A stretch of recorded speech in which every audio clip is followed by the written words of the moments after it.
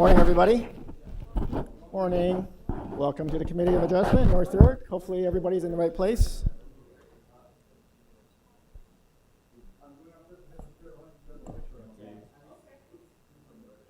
Oh, okay. Anyways, we're going to start soon. This is the only podium and microphone that works. That one does not work. So if you're registered to speak and you want to speak, please come up.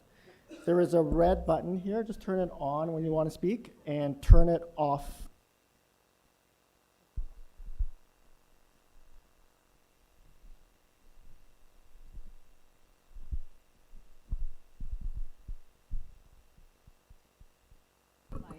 You'll also be asked to provide your name and address for our records, please. And if you want a copy of the decision, please fill out one of our forms.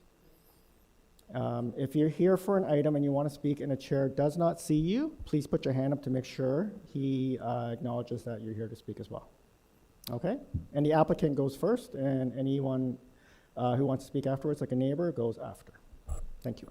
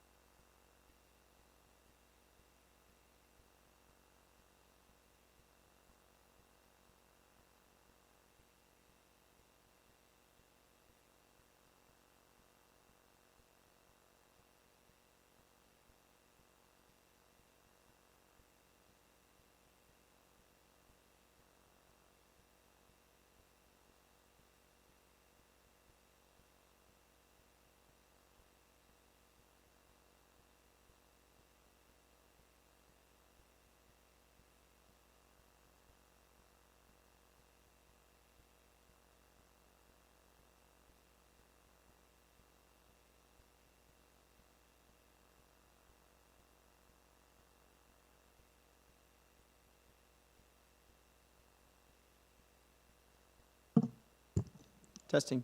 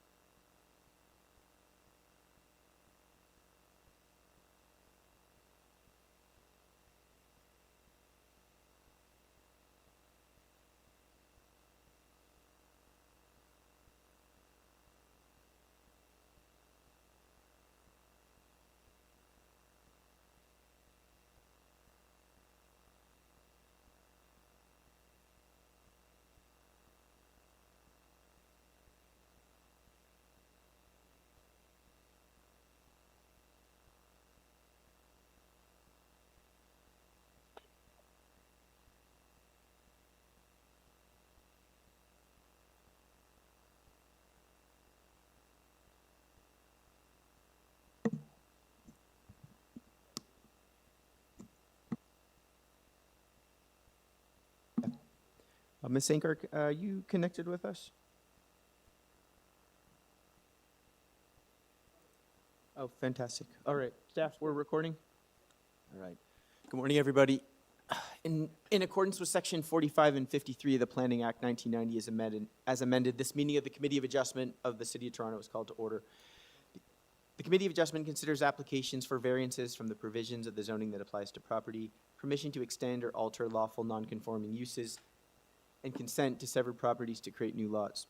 We acknowledge the land we're meeting on is a traditional territory of many nations, including the Mississaugas of the Credit, the Anishinaabe, the Chippewa, and the Haudenosaunee, and the Wendat people, and is now home to many diverse First Nations, Inuit, and Métis people. We also acknowledge that Toronto is covered by Treaty 13 with the Mississaugas of the Credit. Committee of Adjustment public hearings are now conducted in a hybrid in-person and virtual format. Some applicants and participants will make their submissions in person, and others will participate virtually by electronic means through WebEx. The meetings are also streamed on the Toronto City Planning YouTube channel, and anyone wishing to view the hearing may watch on YouTube. Those who want to participate virtually and have registered in advance will be connecting with their computer, tablet, smartphone, or telephone and have the option of participating via video or audio only. All virtual participants will automatically be muted on entry. When your item is called, you'll be unmuted by the moderator, one person at a time. We ask you mute your devices until you're called on to speak. Those participating by video appearance will be temporarily upgraded to panelist when your item is being held. During that time, your camera will be enabled.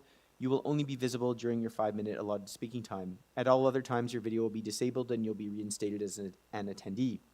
For both in-person and virtual participants, Committee of Adjustment staff will share presentations submitted in accordance with the written submission deadline. Those participating through WebEx are not allowed to use share screen or any other panelist controls during a video appearance. People attending in person today who wish to receive a copy of the decision of the committee on an application must fill out a decision request card. And those participating virtually need to submit a written request for a decision by email. Please ensure you include your name, your address, and your email address because the Committee of Adjustment and the Toronto Local Appeal Body will be sending notifications and appeal updates by email.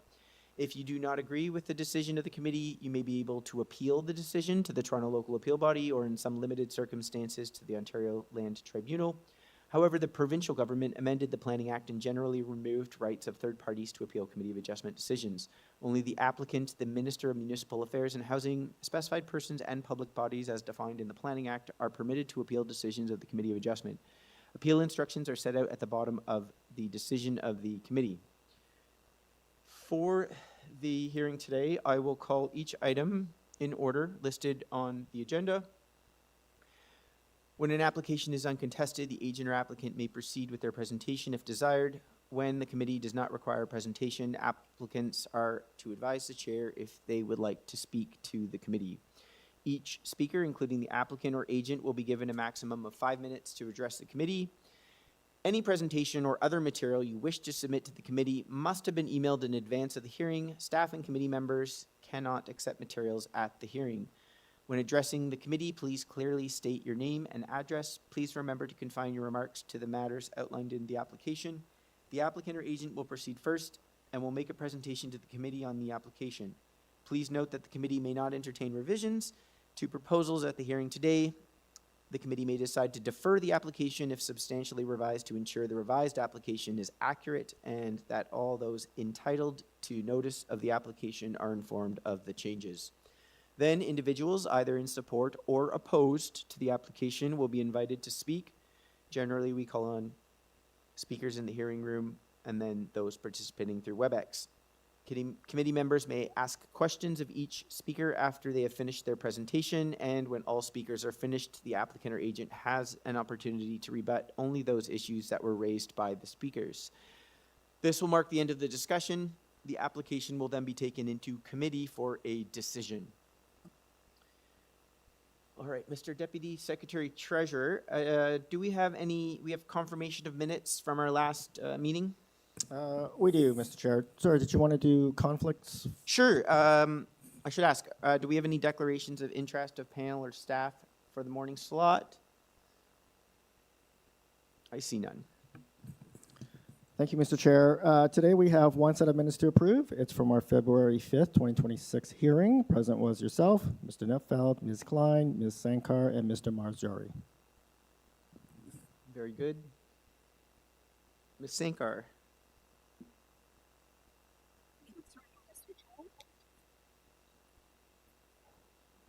All right. Second by Mr. Marzari. All in favor? Okay, that's unanimous. Okay, I see that there are no files to be closed. Now, just a note, item number 9, 800 York Mills Road, has been moved to the March 26th hearing due to a wrong hearing date on the notice. So we won't be discussing item number 9 today. That's been moved. All right. Looks like we are ready to get to our first item.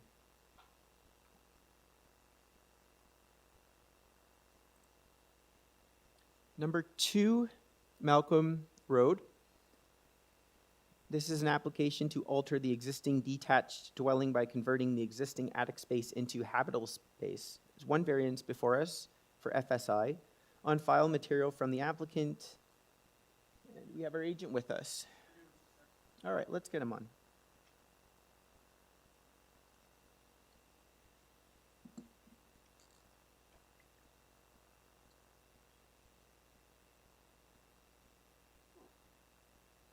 The agent has been unmuted, Mr. Chair. Shahid?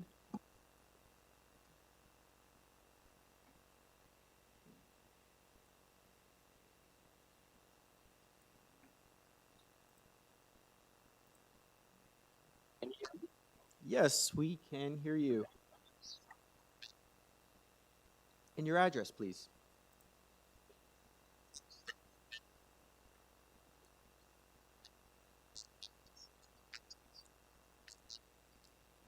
All right. Sir, is there anybody here to speak to this item? No. And staff, we don't have anybody online. Great. All right, sir, I'm going to ask my panel members if they'd like a presentation from you on this item.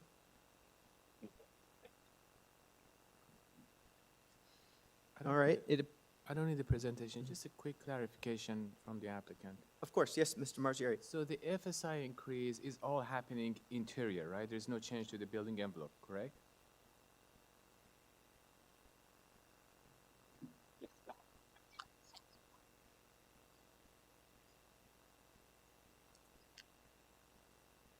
Okay, thanks. All right. Okay, let's take this into committee now. Mr. Marzieri. Thank you, Mr. Chair. I think it's a straightforward application, just one variance that's happening all inside, and there's no change to the building envelope. So I put forward a motion to approve with no condition. Of course. Is that seconded by Ms. Sankar? Yes. I saw your hand there. Sorry for missing you earlier. Okay. All in favor of that motion? All right. That's unanimous. That application is approved, sir. Item number 2, 248 Yonge Boulevard. The purpose of the application is to alter the existing two-story detached dwelling by constructing a one-story front addition with a new covered porch.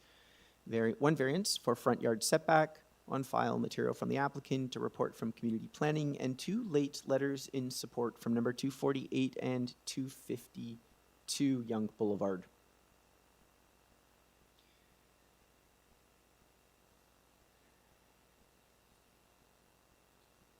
We have our applicant with us.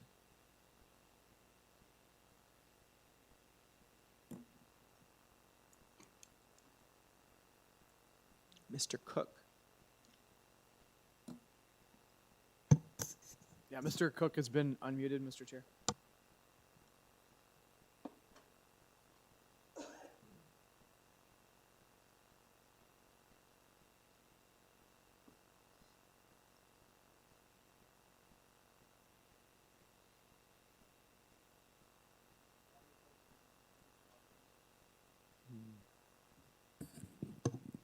Mr. Chair, why don't we instruct the agent if he could kindly log back out and log out, log back in, authorize his microphone, we'll move on to the next item, we'll circle back. Yes. Mr. Cook, we cannot connect to you right now, so I'm going to move on to item number 3, and I will come back to you. Okay, item number 3, 30 Gwendolen Avenue. The purpose of this application is to construct a new 2-story detached dwelling with a front porch and a rear deck. Variances include rear deck projection, side main wall height, lot coverage, and front stair width. On file, material from the applicant, and a late report from community planning. All right, let's get our agent with online. Yes.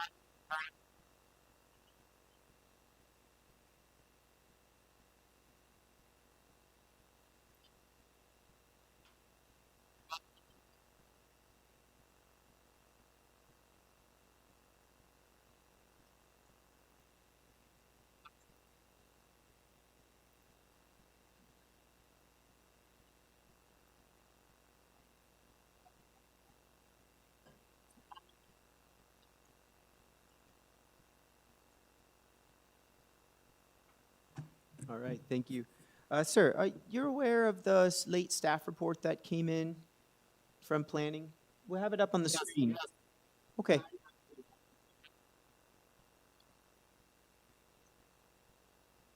All right, and is there any planning rationale or justification you can provide with respect to variance number 1 pertaining to the rear deck projection? I don't.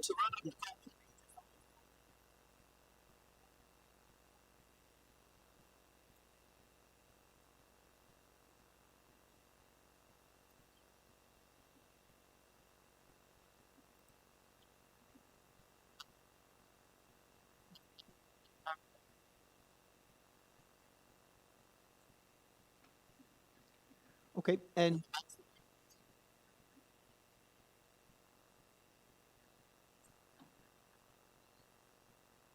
all right. I'm going to ask my colleagues, actually before that, we don't have any other speakers on this item. No. Okay, I'll ask my colleagues if they have any questions right now.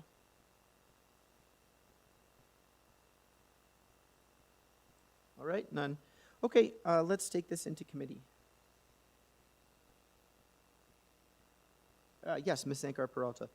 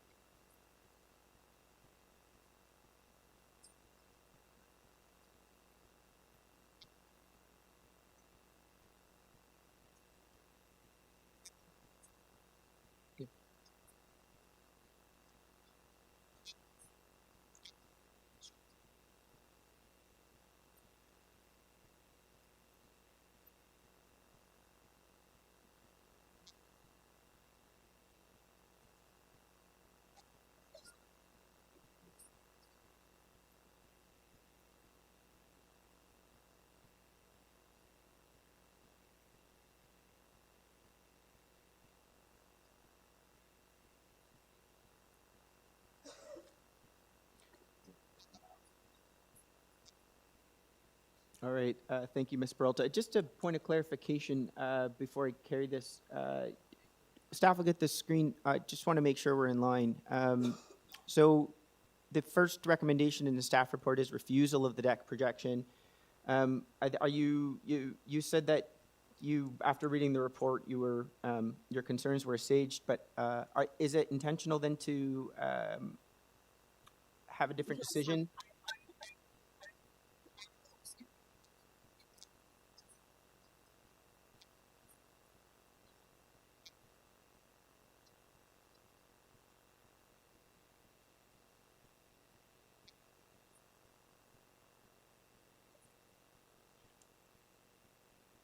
Okay, so just to confirm, you're okay with the projection then? All right, very good. So I apologize in the middle of a motion. I just wanted to make sure we're all on the same page. So we have a motion by Ms. Sankar Peralta. Do I have a seconder for that motion? Yes, Ms. Klein. Okay. All in favor? Okay, opposed? Opposed, Mr. Marziari. So as the chair, just so everybody understands, in the event of a tie, I will not be voting. And that's standard across Committee of Adjustment for chairs to ensure that we have a decisive decision. Okay, so in that case, the application is approved. Opposed, Mr. Marziari.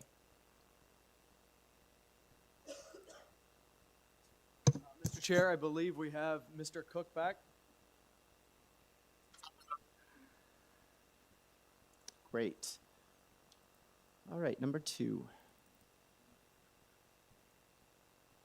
248 Yonge Boulevard. The purpose of the application is to alter the existing 2-story detached dwelling by constructing a 1-story front addition with a new covered porch on file. One variance for front yard setback on file. Material from the applicant, report from community planning, and 2 letters in support from number 248 and 252.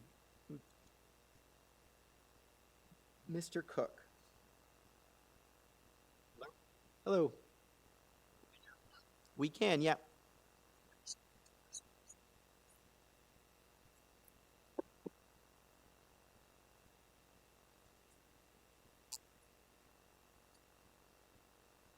All right. Mr. Cook, I'm going to ask my colleagues if they'd like a presentation. Just have a quick question. Looks like we may have some questions. Mr. Marziari? Thank you, Mr. Chair. Mr. Cook, there's a condition by community planning to tie, if we approve the application, to tie it to the site plan. Are you okay with that? Condition on a community planning report. Are you aware of that? Okay. So, Mr. Cook, staff have just put the staff report up on the screen. Give you a moment just to have a quick read.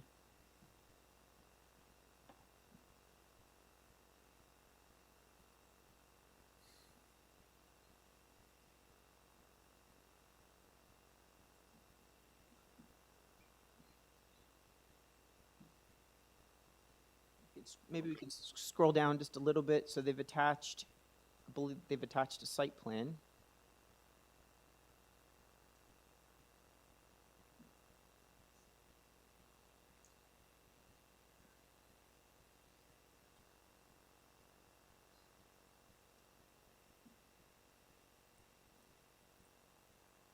Are you able to read the date on that site plan, just so we can confirm we've got the most up-to-date drawing?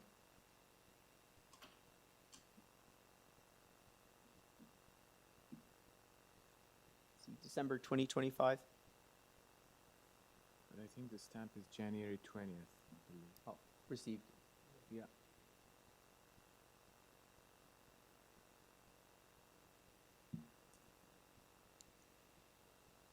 All right, Mr. Cook, any concern, to follow up on Mr. Marziari's question, any concern if we were to approve to tie the variance to the site plan, substantially in accordance with? All right. Do you have any other questions, panel? None? All right, let's take this into committee. Mr. Marziari. Thank you, Mr. Chair. I think it's a straightforward application, just an addition to the front. So I put forward a motion to approve this application subject to the condition of community planning at variance number 1 in relation with the front yard setback to be developed substantially in accordance with the site plan dated January 2026. Okay.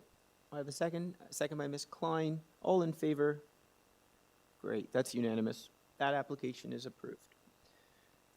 All right, item number 4, 154 Rochester Avenue. The purpose of the application is to construct a new dwelling.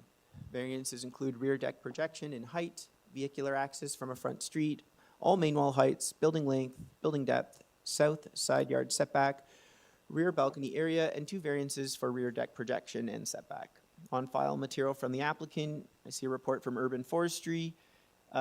We have 1 letter of objection and a late report from Community Planning.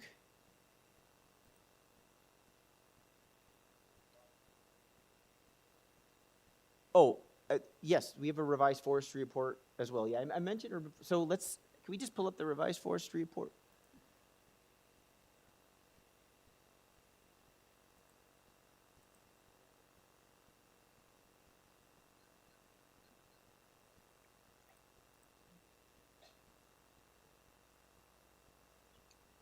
All right. Thank you.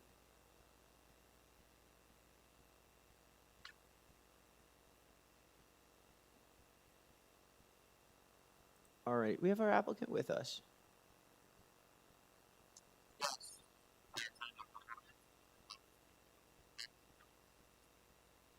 All right, thank you. Sir, I just want to get some housekeeping done. Are you aware of we have 2 reports. Staff have them up on the screen, one from Community Planning, one from Forestry. Are you aware and up to date on those reports? Oh, good to hear.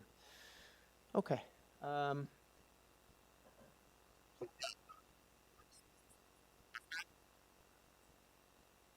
Yeah, of course. I do note also, I should ask if you have any modifications to make. Maybe, can we start with that? We'll just go to the public notice, and then I'll give you your time, and you can give us your short presentation. Thanks. Yes, whenever you're ready.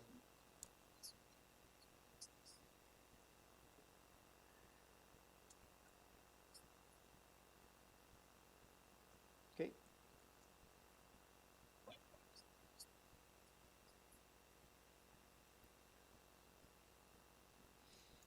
Great.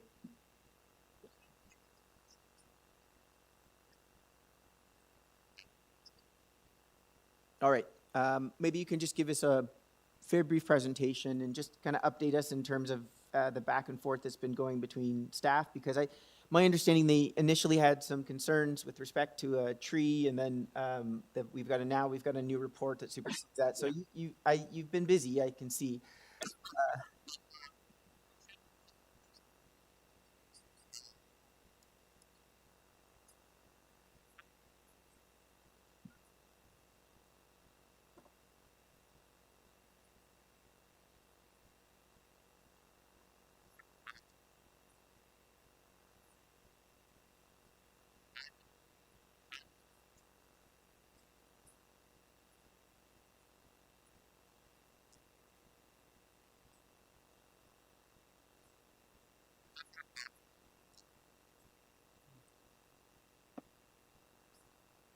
That's great.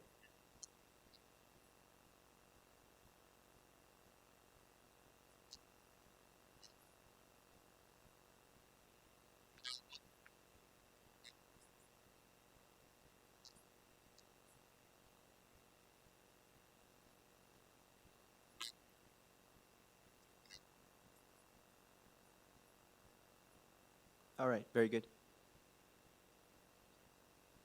Members, any questions? All right, sir. It looks like I can take this into committee. Anything else you'd like to add before I do?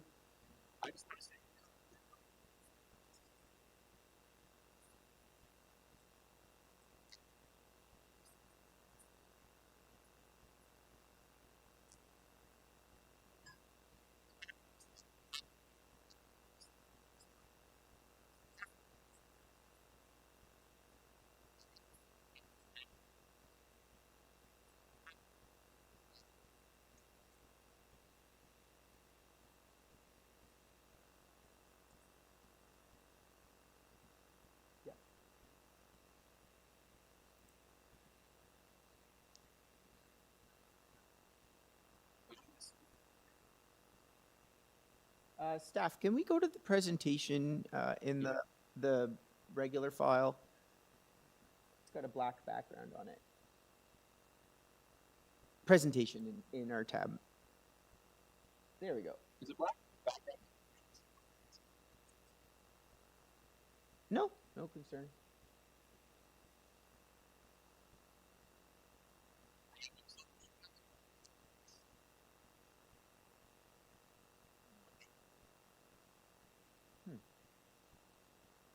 We're just getting caught up. We got a little ways to go.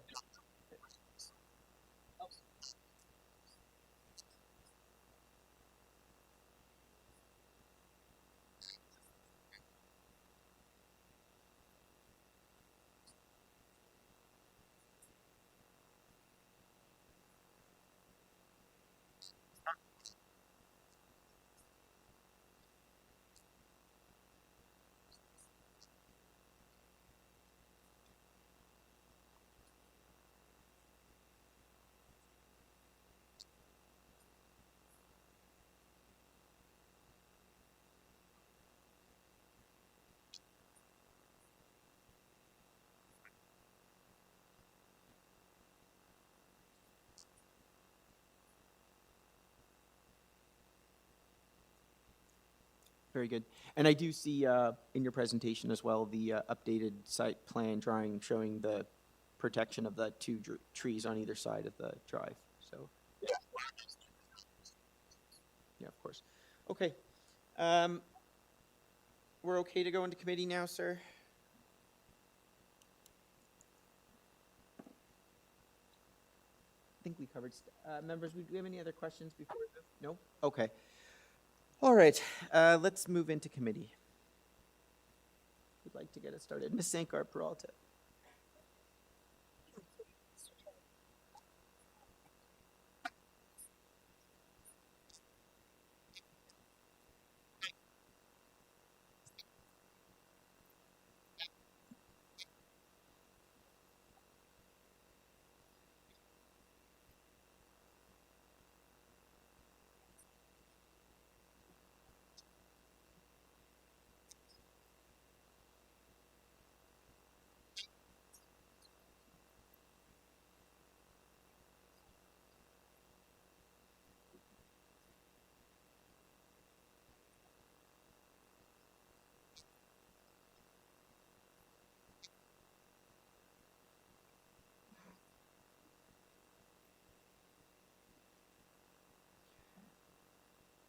Yes, please go ahead.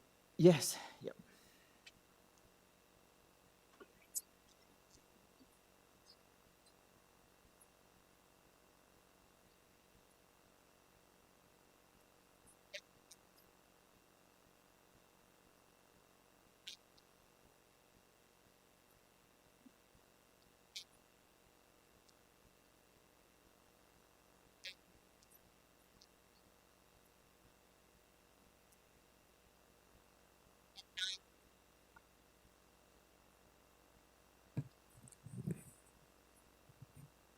Mr. Chair, in the forestry memo, they actually specify which conditions should be applied. We can put it up again if you'd like.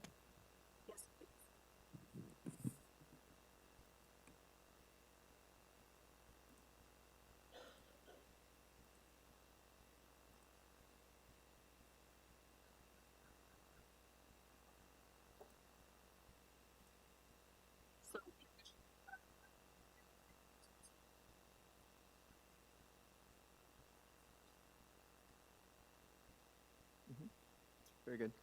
All right, thank you. I believe that's a second for Mr. Mazziari.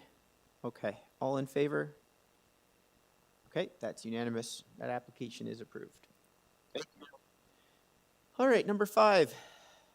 Number 2, Tintagel Road. Purpose of, let's zoom in here.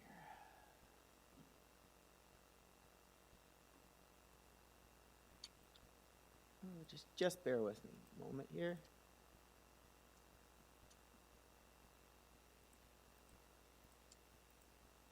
There we go. All right. the purpose of this application is to construct a new two-story detached dwelling, 3 variances before us. Front yard setback, building length, and lot coverage. On file, material from the applicant, report from community planning, memo from urban forestry, and a letter of support from number 4 at Tintagel Road. All right, we got our agent with us.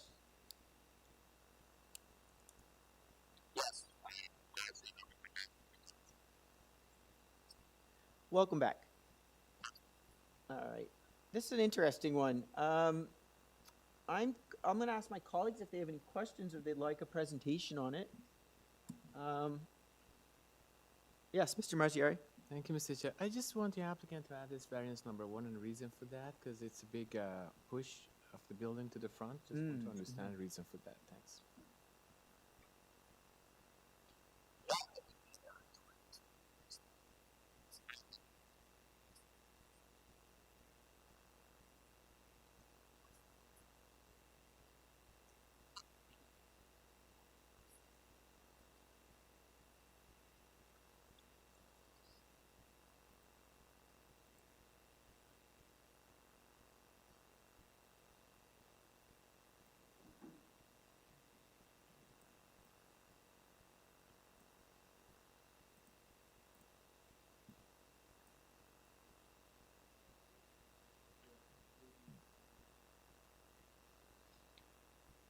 All right.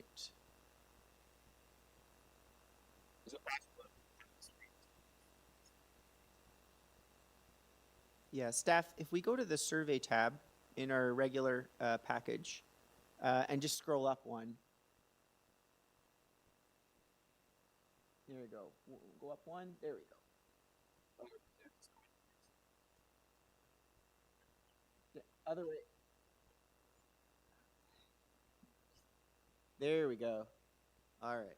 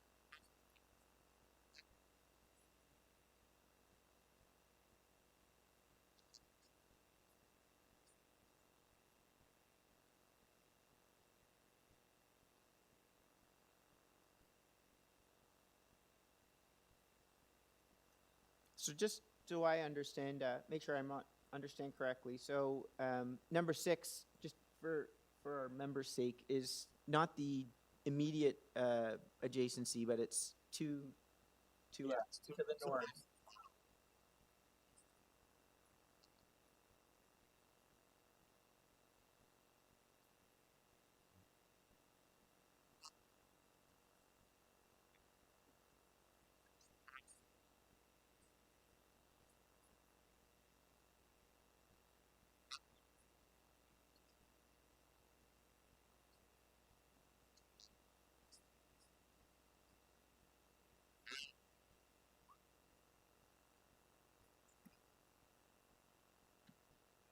Wonderful.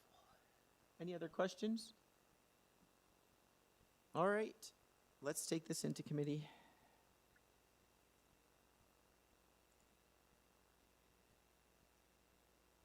Ms. Sankar Peralta.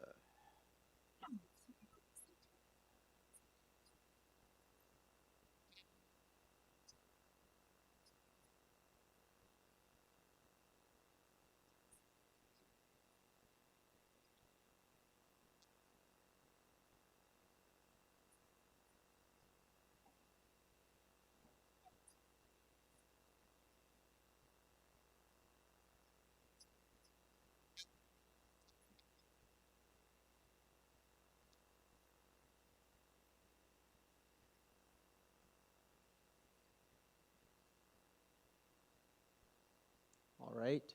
I have a seconder. Just a friendly amendment, because there's a condition by, I think, planning.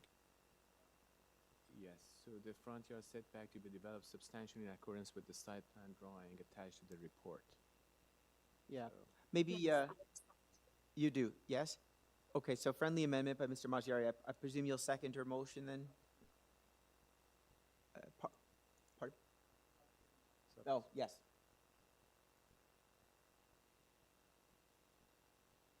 All right. So I second that. That's second by Mr. Maggiari. All right, all in favor? Okay, that is approved. Thank you very much. You as well. Mr. Chair, if I may. Yes. I believe we're experiencing audio issues with the YouTube stream. Perhaps we should.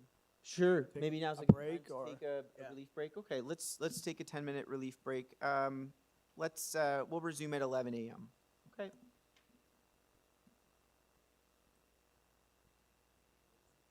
Yeah, actually, I'm feeling a little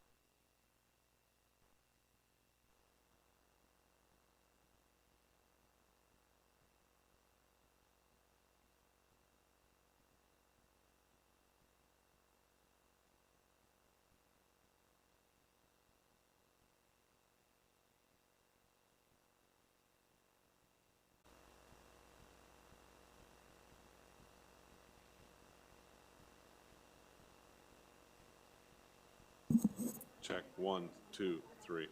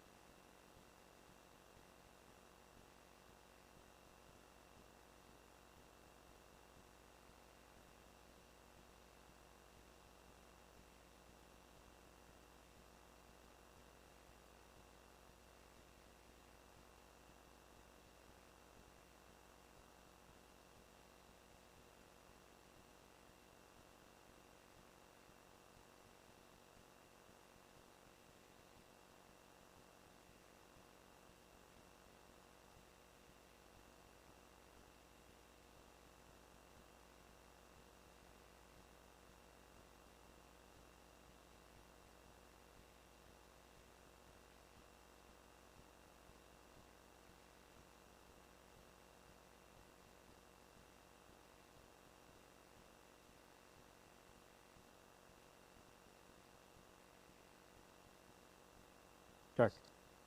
Check 1 2. 1 2 1 2. Murray, can you hear me? Check 1 2. There's probably a delay.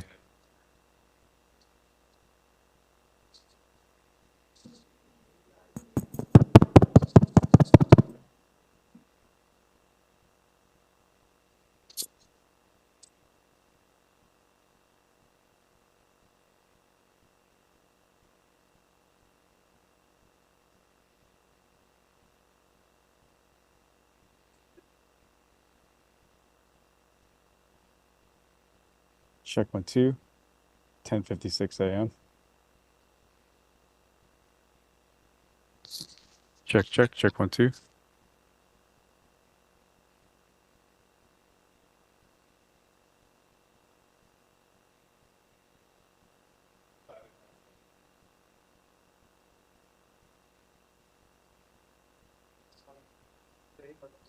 Okay.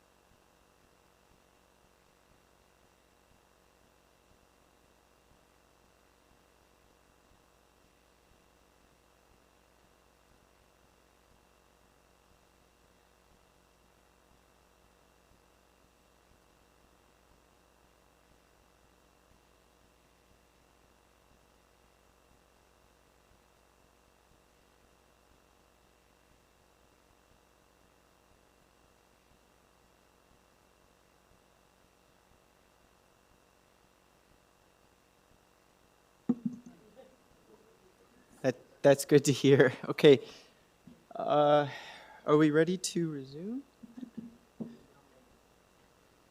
Yeah, oh, I'll have to get my video. Thank you.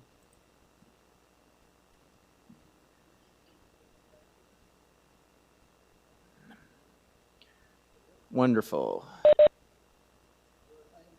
Okay, we're back. Item number 6, 64 Westdale Drive. The purpose of the application is to construct a 2-story rear addition with a covered deck and front porch.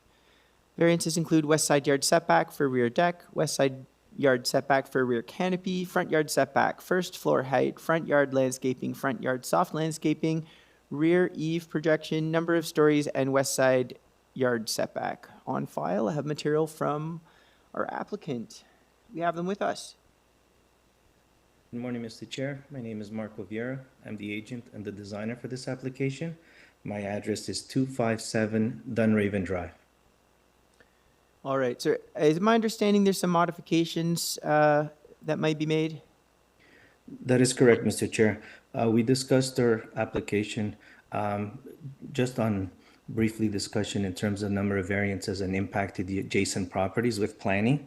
And as a result of their concern, because of the existing height of the first floor, we decided to remove variance number 1 and significantly improve variance number 2 from 0.92 setback, which was taken to the overhang of the canopy, which is now going to be set back 1.6 meters. Planning understood that the location of the deck, it was partly being sheltered by the adjacent property. There's an existing large garage to the west of us. So we feel that made, more in line with the bylaw, and it actually minimized the impact the adjacent properties. And then with regards to front yard landscaping, it's mainly arrived at an existing condition that is there. The house, in majority of it, is in line with the adjacent properties. And we do have a setback deficiency only to a small portion of the front door entrance. That is to accommodate stairs on the interior, which is doesn't meet code, and it's too tight in terms of bringing staff furniture to the second floor. So we decided to just protrude that, breaks up the massing of the first floor, but maintains the majority of the first and second floor in line with each other. That's great. Questions? Okay, looks like we can take this into committee unless there's anything else you'd like to add. Through Mr. Chair, no, I believe that given the existing location of this house, the large garage, typically these houses are shifted more to one side than the other. I believe the variances are minor in nature, and I ask the committee to approve our application. Okay, thank you. All right, let's take this into committee.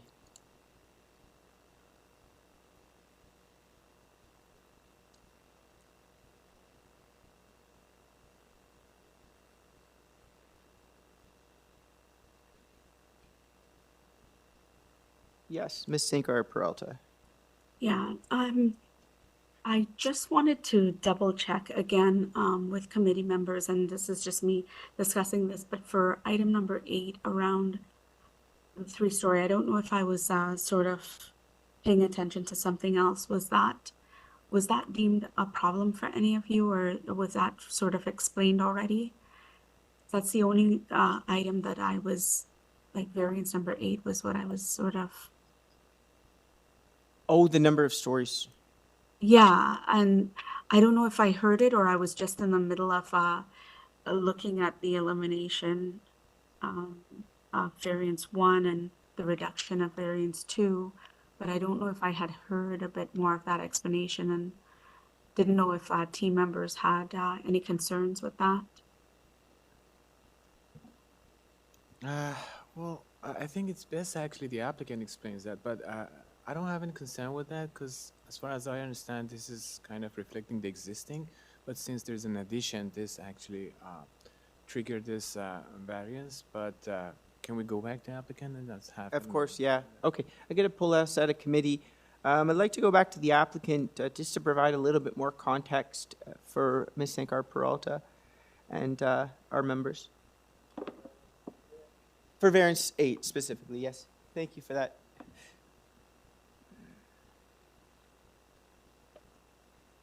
Hi, I'm glad you allowed me to speak on this. Mr. Chair, the item number 8, it has to do with the classification or the first floor height. So the existing first floor height exceeds 1.2 meters, and it's actually higher from established grade to first floor than it is the existing condition from grade to basement. So as just the existing condition, basement is actually counted as a story because the height difference is higher than 1.2 meters, and the basement is not as, I guess the height difference from grade to basement is less than the height difference from grade to first floor. Okay, Thanks. thank you. Any other questions before we go back into committee? Okay, let's take this back into committee now. Yeah, through you, Mr. Chair, if no one has any other comments, I accept the explanations. Glad that we took that off just for that clarification and confirmation in my mind that this application does meet all 4 tests. And I wish to put forward a motion to approve this application with the changes made by the applicant here today, that variance number 1 is removed and variance number 2 is increased to 1.6 meters. And that's it. Thank you.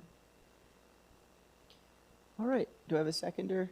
I second that, just a friendly amendment that, because there's also a condition by planning to tie it to site plan dated February 26, 2026. I see that, yeah.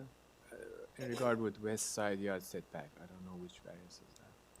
Yes, staff, maybe we can just scroll down to that attachment. You can see the site plan.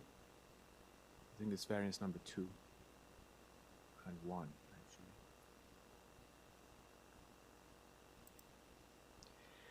actually. Okay, Ms. Sekar-Peralta, I don't know if you heard that from Mr. Maziari. You know, thank you for bringing that to my attention, Member Mazziari, because there was a few reports that I'm still seeing as outstanding here, but I accept that. Thank you. All right, and do I have a seconder? Mr. Maziari seconds that. All in favor? Okay, that's approved as amended. Thank you, Mr. Chair.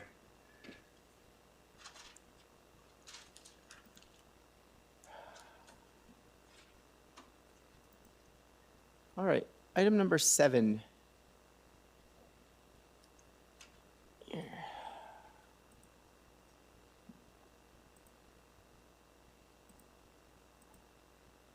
Oh, just bear with me.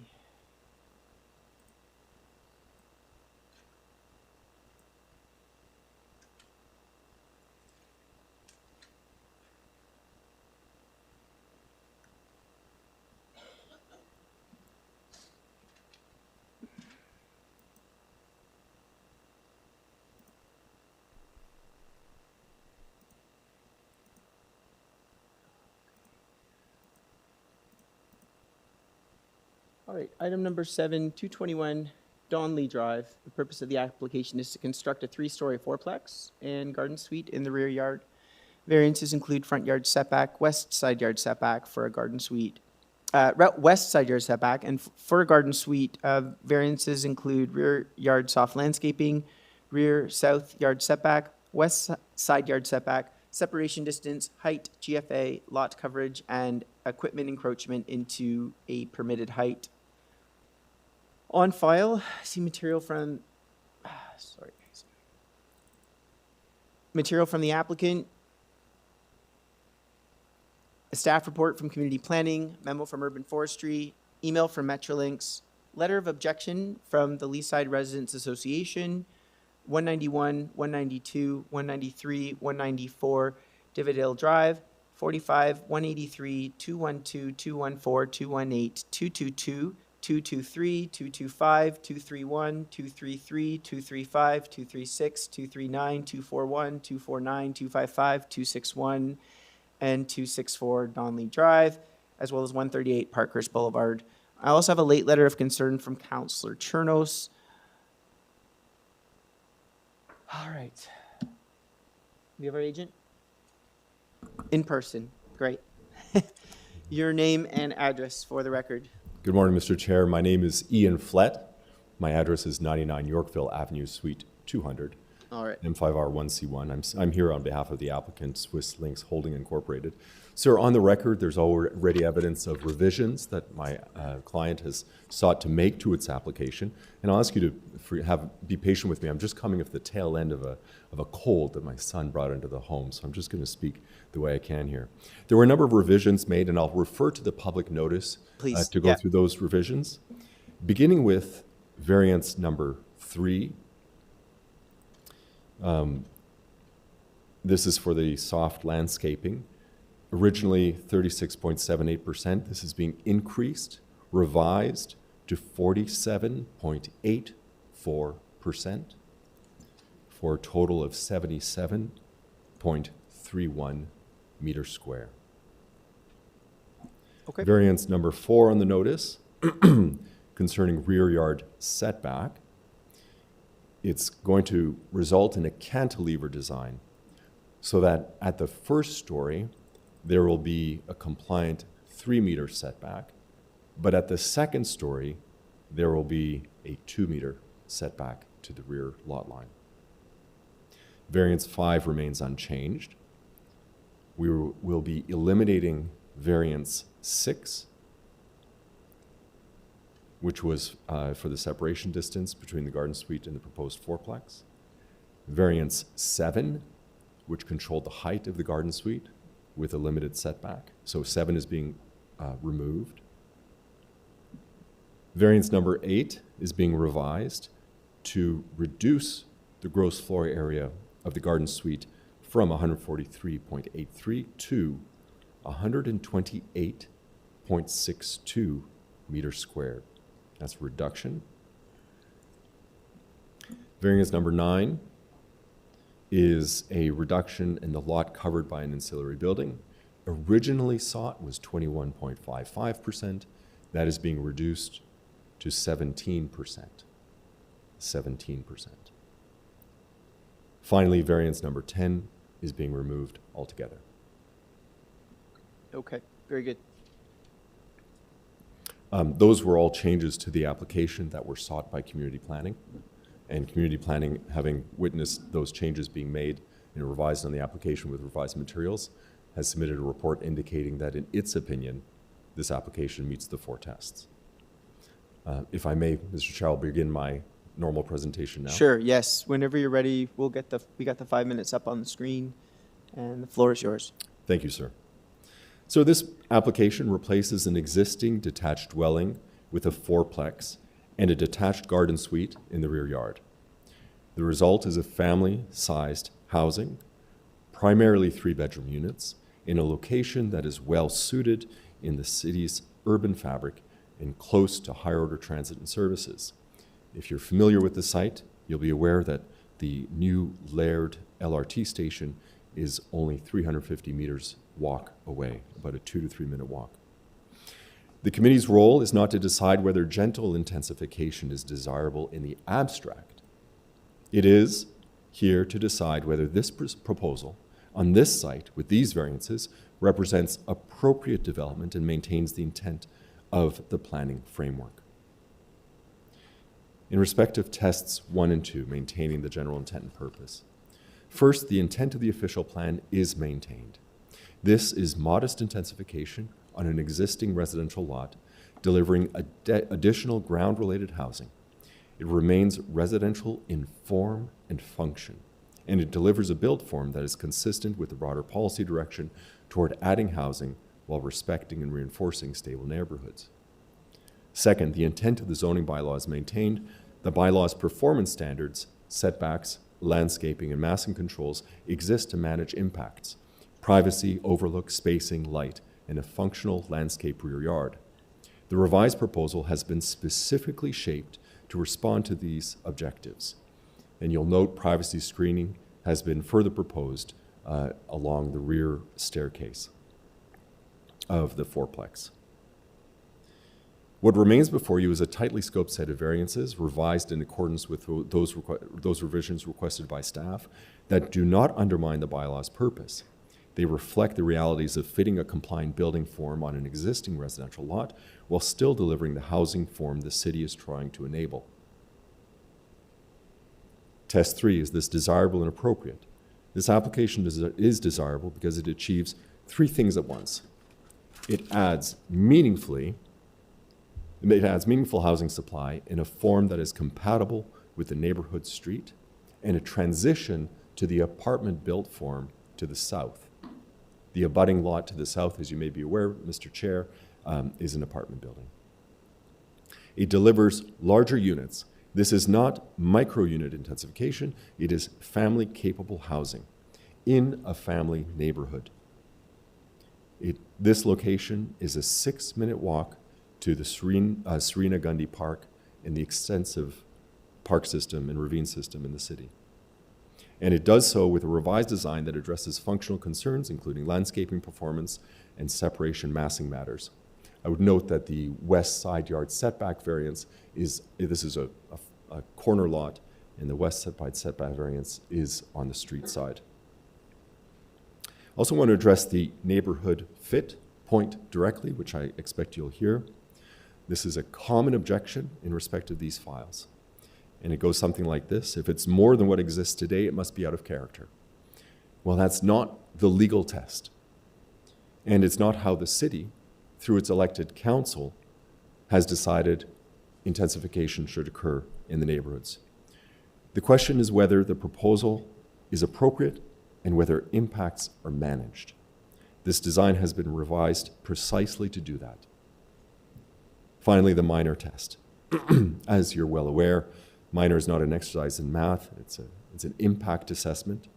And on the evidence, the remaining variances are minor because they do not create unacceptable shadowing or overlook beyond what can reasonably be expected from a low-rise residential redevelopment. They maintain functional outdoor space and landscaping, and they do not change the land use. This remains residential, low-rise, and consistent with how neighborhoods function. A helpful way to think about this is that the application doesn't ask the committee to approve a use or form that the planning regime is trying to prevent. It asks for limited dimensional relief to implement a form of housing the city is actively trying to encourage, while still meeting the bylaw's planning objectives in substance. Mr. Chair, members of the committee, the revised application before you is a careful responsive version of the proposal that maintains all 4 tests, in our opinion, and the opinion of community planning staff after the revisions. I thank you for your time. Thank you for that submission. All right, do we have any questions? Yes, Mr. Margier. Thank you, Mr. Chair. Just a quick question in regard with the revisions. Variance number 9, you are removing it, right? Let me just make sure that It's the coverage of the garden suite. Yep. Oh, hold on just a sec. I accidentally put the coverage of the garden suite is not being removed, sir. It's being reduced. Coverage of the garden suite was originally sought at 21.55%, and it's being reduced to 17%. Because on the staff report, it says the elimination of variance number 9.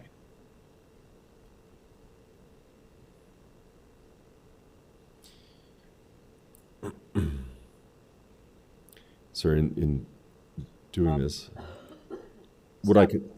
Let's get off the zoning review, because it's different. The numbers are different from the public notice. I think it might be causing some confusion. Yeah, forgive me, sir. I accidentally shut off the public notice, but now I have it back open here. So variance number 9 is reduced from 21.55 to 17%. The requirement is 20%, so you're removing it, right? Oh, that's correct. Yeah, so it's a removal of the variance. Okay. Yeah, forgive me. Thanks. Any other questions? Okay, thank you.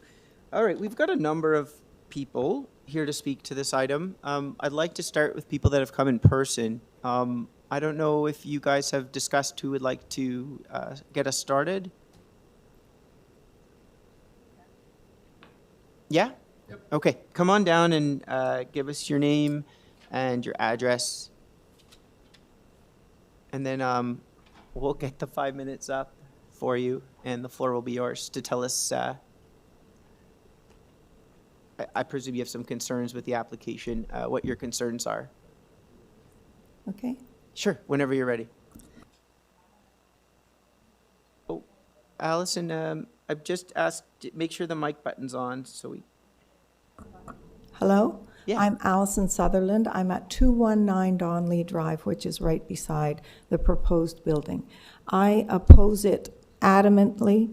It does not keep in fitting with the single dwelling homes that we have throughout that entire neighborhood.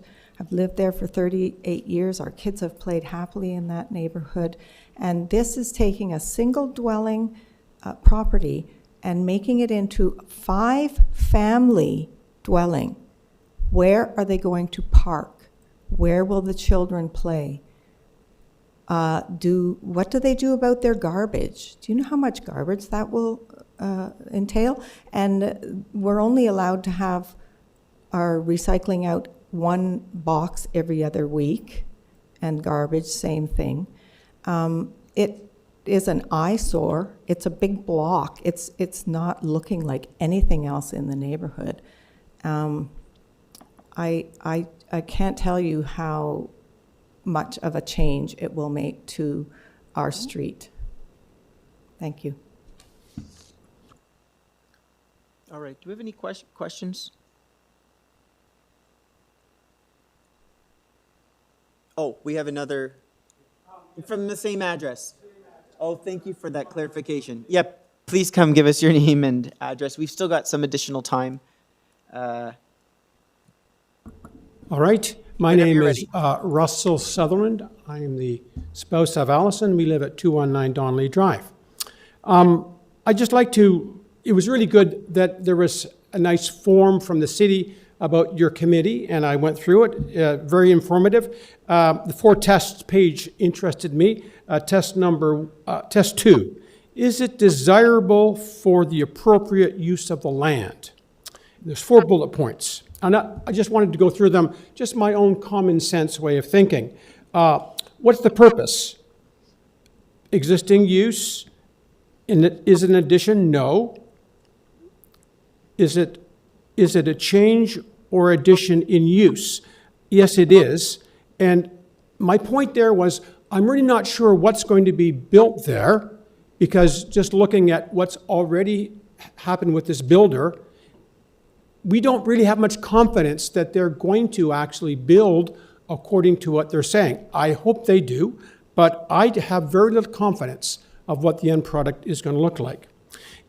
Point 2, is it desirable, and how appropriate for the property and neighboring lands? Well, if you look at what's already been built by the same person with the same plan, I don't know if you're old enough to remember the classic 2001 by Stanley Kubrick, Space Odyssey. In it, what is there is a huge monolith, this black glowing thing. Well, I just can't imagine good planning having these monoliths, just cubular structures all scattered through Leaside. I just don't see that as really good planning. Will existing conditions be improved? Well, we sit next to laneway, a side of Don Avon. There's already lots of demand of parking from the apartments.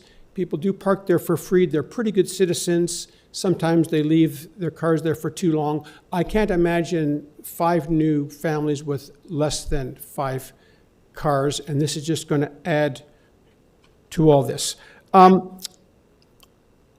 Is this good planning? When I go to cities like London, Paris, I see that good planning means row housing all the way. It looks nice. If this were maybe row housing facing Don Avon, that might be nice as well. But I just can't imagine. And the city, in their overall document, wants structures that fit in with neighborhoods. Mayor Chow has said that to many people that have asked her. And this particular design, I'm not against development. If it was a better design, I'd be all in favor of it, because we do need better housing. We need more of it. So that's that's my little plea to you to consider it as not at all desirable and not good planning at all, to have these scattered monoliths just poking all around our very nice community that was referenced by the applicant. Thank you. Thank you. Thank you very much. We have questions? Right, none. Okay.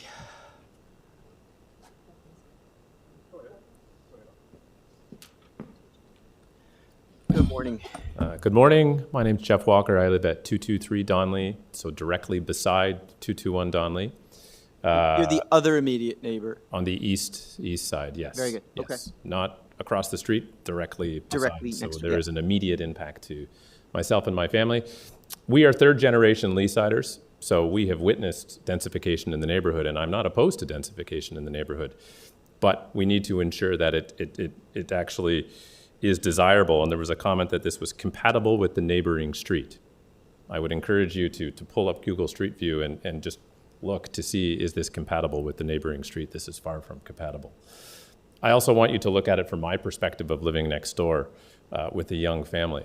We have a proposal here that is going to drastically increase the length of a building, resulting in essentially zero sun that I will receive in my backyard. We have a two-story laneway house that has setback issues that will essentially be right on top of our property. So envision raising children in a yard or being a third-generation Leasider where you come to expect certain privacy, you expect trees, you expect a neighborhood landscaping that will be removed with this particular recommendation. In addition to that, we have a fire escape that will now be in direct view of our property that creates safety concerns for the children living into the neighborhood because there's nothing preventing them from going and playing on the fire escape.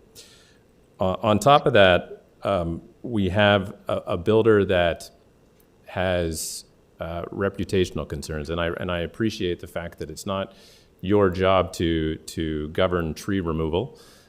However, there is a tree declaration notice in this application that states that there are no concerns.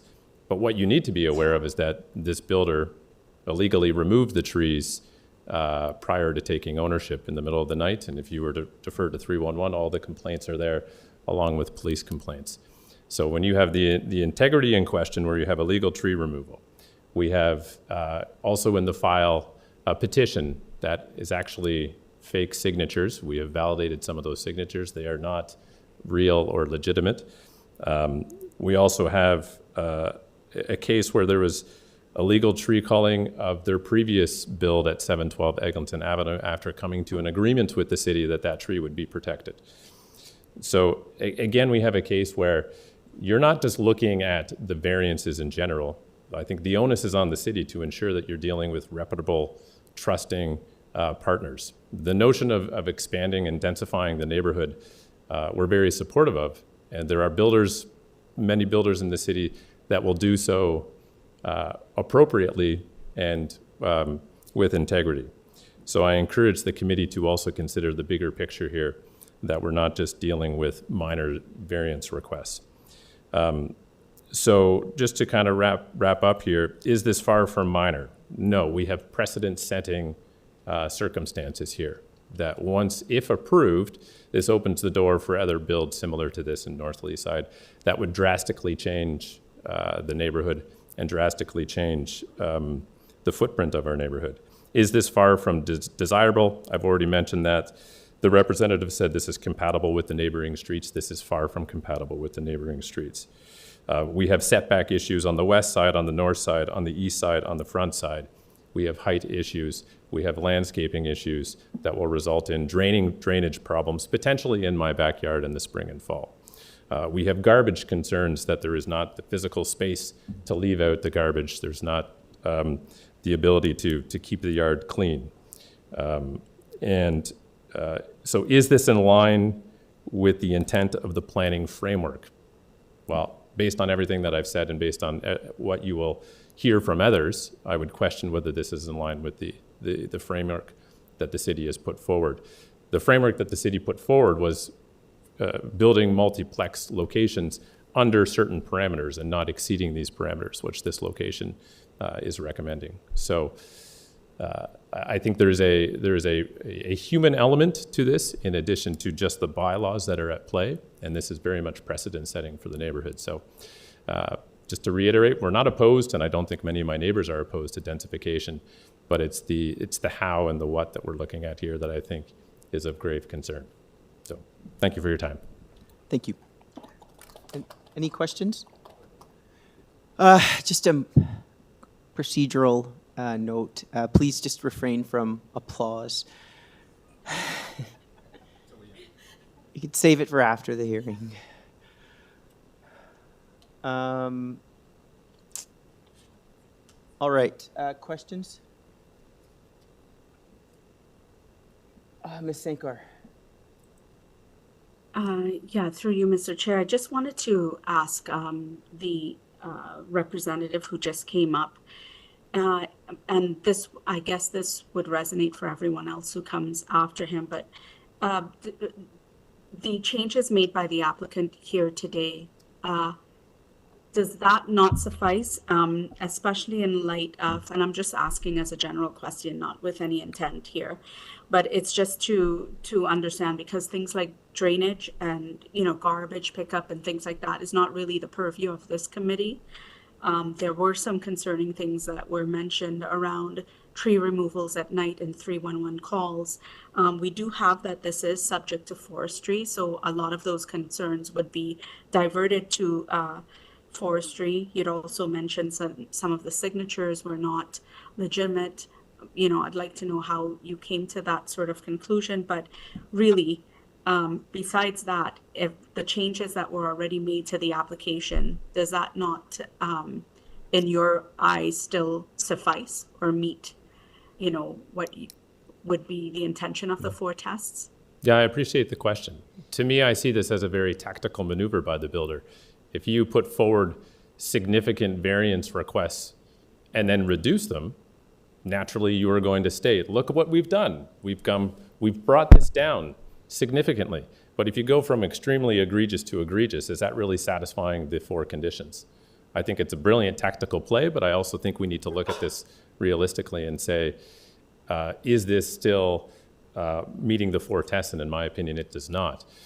The simple setback of the 2-story laneway house, it's essentially at my property line. So that is not minor to allow that setback to continue, just as one example. To your question on the petition, we spoke to one of the residents at 182 Donley. The woman that apparently signed that petition is the grandmother of the owner. She does not live there. She did not willfully sign that petition. The owner of that property is willing to put forward a statement to say that he does not support this. The 712 Eglinton, there are 4 signatures. Take a look at them. They are all the same handwriting. There are no residents yet at that location. So how could the residents of 712 that is not habited yet sign a petition? We looked at others as well. They do not live in the other buildings. So again, we have multiple examples here of a builder that is looking to try to in my opinion, cut corners. And so no, this does not satisfy it, in my opinion.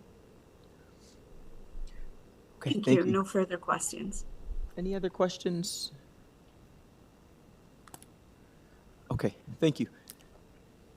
We have some other speakers as well.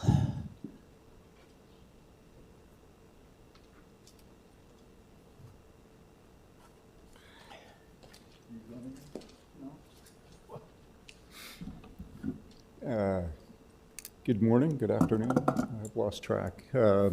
My name is Michael McPherson. My wife Sarah and I live at 218 Donley for 34 years now. So we've raised a family, seen many changes to the Leaside neighborhood over the years. Many of them, most of them are positive.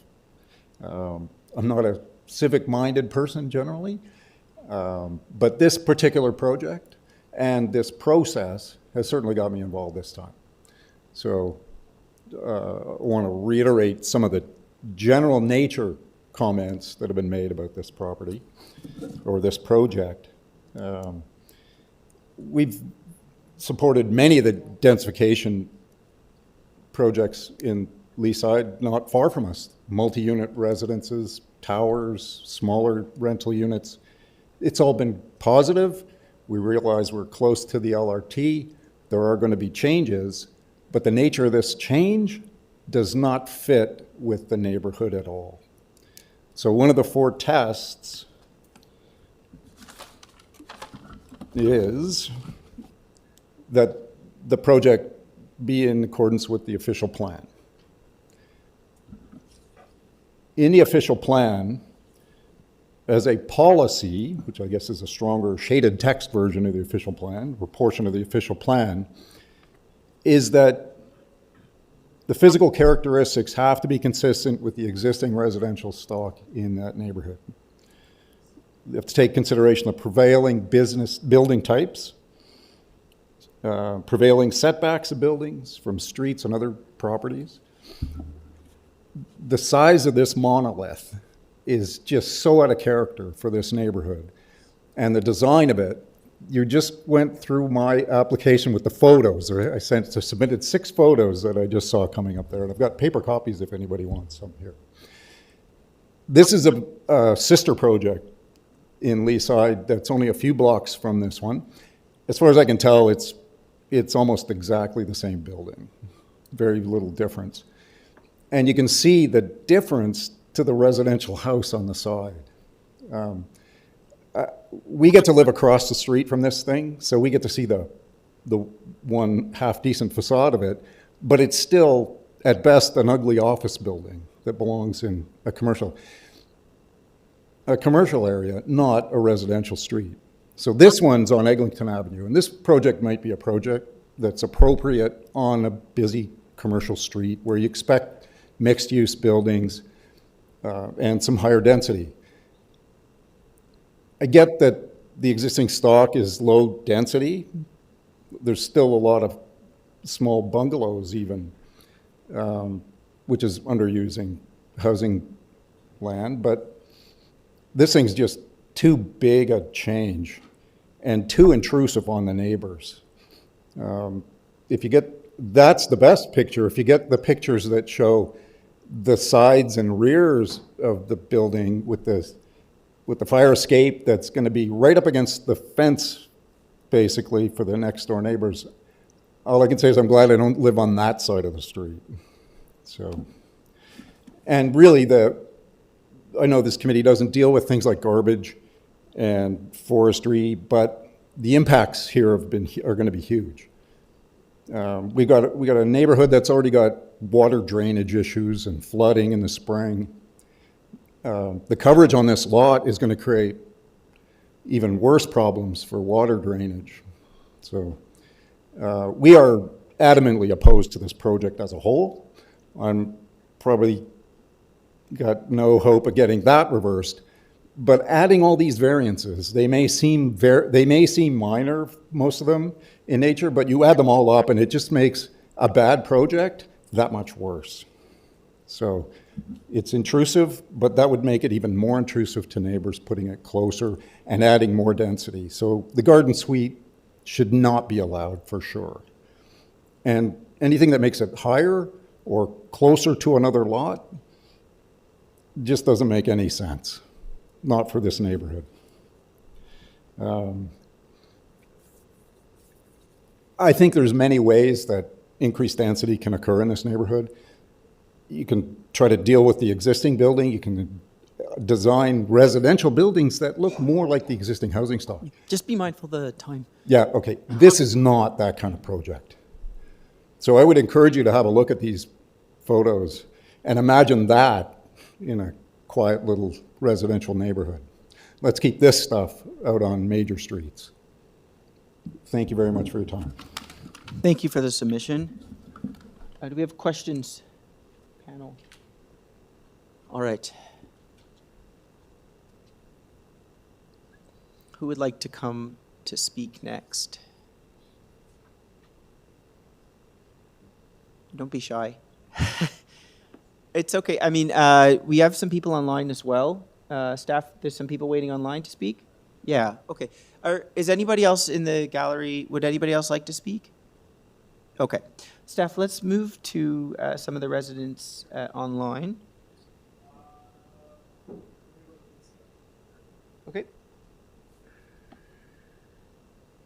Hello? Hello, we can hear you. Hi, okay, so I wasn't sure if you picked me. My name is Lisa Christensen, 220 Donley Drive. Thank you very much. Is it okay for me to start now? Yes. Yeah, okay, thank you. So thank you very much for giving us the opportunity to review this application and share our concerns. I'm one of the many neighbors. I'm across the street from this. So I certainly wouldn't want to look at that, and thank you very much for posting those pictures, because this certainly gives us an idea what we'll be left with. Looking at variances on a piece of paper doesn't really tell the story sometimes. And before I go into some of my comments that I had prepared, which I do believe they're posted, I can't quite locate them, but hopefully they are up there for you to see. But the slight changes, I'm not sure, I'm calling them slight. I don't know. I haven't had enough time to see what the developer has changed, but I'll call it the tactic that Jeff spoke to. I'm not sure if it's fair to ask us to comment on something that we haven't really been able to fairly review. But that aside, let's assume that it is somewhat minor, because whether or not you're looking at a 75% impervious area now changes to 72%. The problem is that this is the wrong development for this street. And so I would just reiterate what it's online, so I won't go into all the details, but I don't think it meets the definition of minor. I looked online. I like someone else there, I think it was Mike, had said, I don't normally get involved with these, but this caught my attention. I've never been involved, actually. So this is of extreme concern to me. And so I was looking for a definition of minor. I see that there's these 4 tests. At what point does it become major? Can people, there's a reasonableness to some of this, and that's my concern, and that's really something for the committee to answer or address. I'm not asking for an answer right now, but that is what comes to mind when I'm reviewing 10 variances, for example, based on the information I received on the garden suite. And then I looked online for the regulations for garden suites, and it says you cannot change you cannot request a minor adjustment through the variance committee.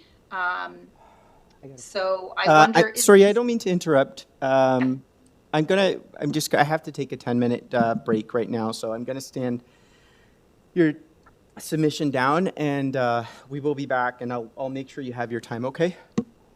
Thank you.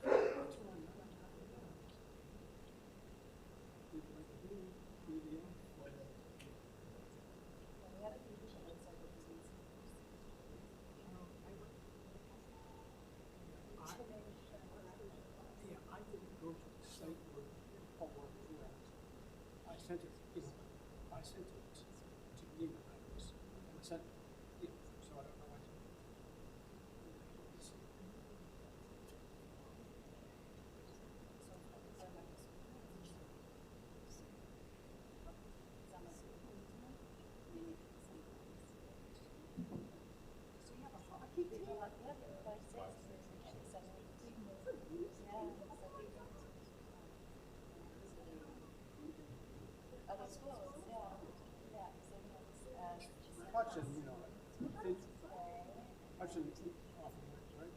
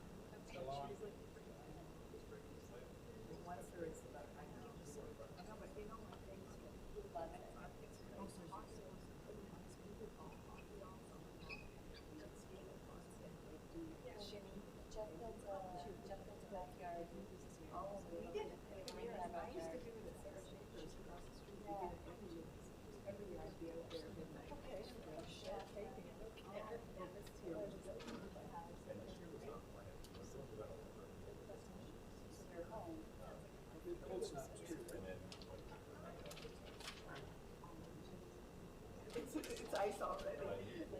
It's very, they're very. So Jeff comes inside and he's like, I'm gonna build a rink. Wait, what?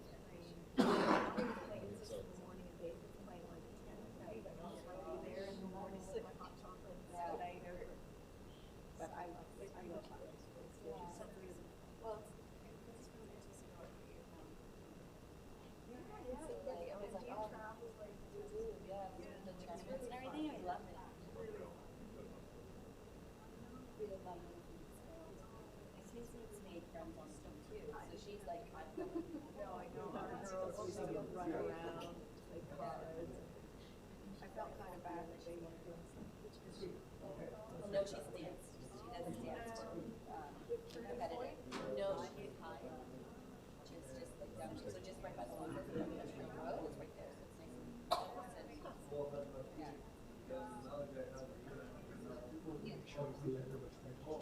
Would you say it?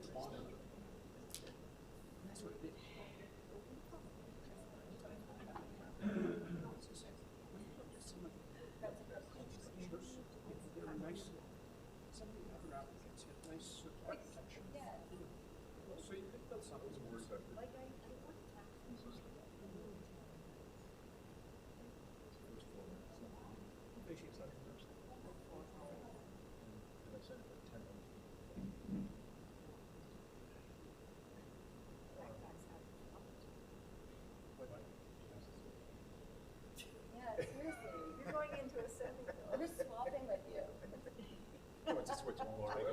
Free reign to do that. You got it. Just gotta bring the kids close. Oh, don't worry, I will. Then I'm just gonna leave the Toy Story. No. You guys can go to the playground now. You asked Allison. I said, ask Allison. Well, you kind of done something, I'm like, The kind of things that ended up is appropriate for all neighborhoods. It's meaning, like this is the model, right? This is the multiplex. And maybe they want 6 stories. Yeah, as I say, if there's some uniformity along the street. maybe she's on the phone.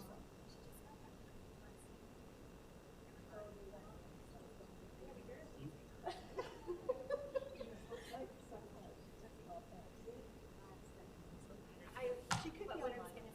And my choice, no, but she's on the boards of facade. She would know. Maybe she's on mine. Oh, it just sounds like.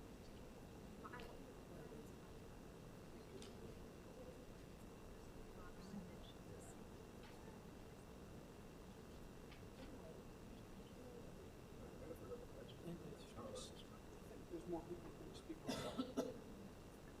It's Jeff. Assume you will. Here.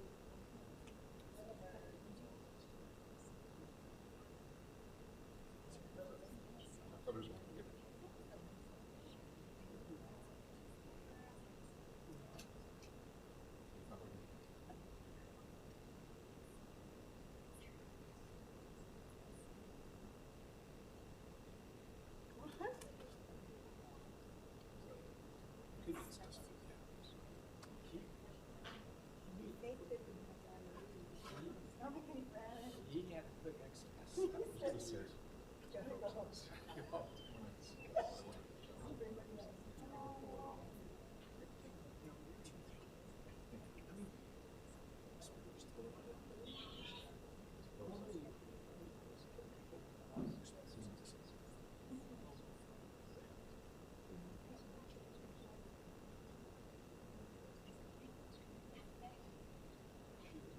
Are you happy?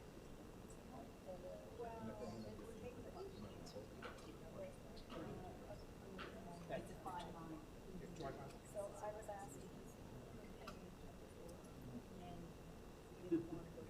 Yeah. I think Sarah's actually. Anyway, she probably is gonna have her kids. Is it overnight camp? What, yeah. Joy Valley Sense, it's up. Kinsey's going overnight camp. Where's she? Oh, Yeah. I started when I was 10. Well, I know one, I started. I wanted her to start. And then our son, she's 9 now, she's friend helps.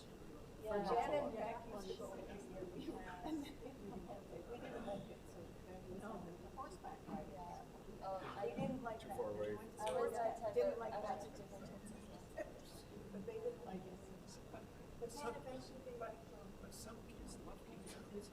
It's an interesting dynamic.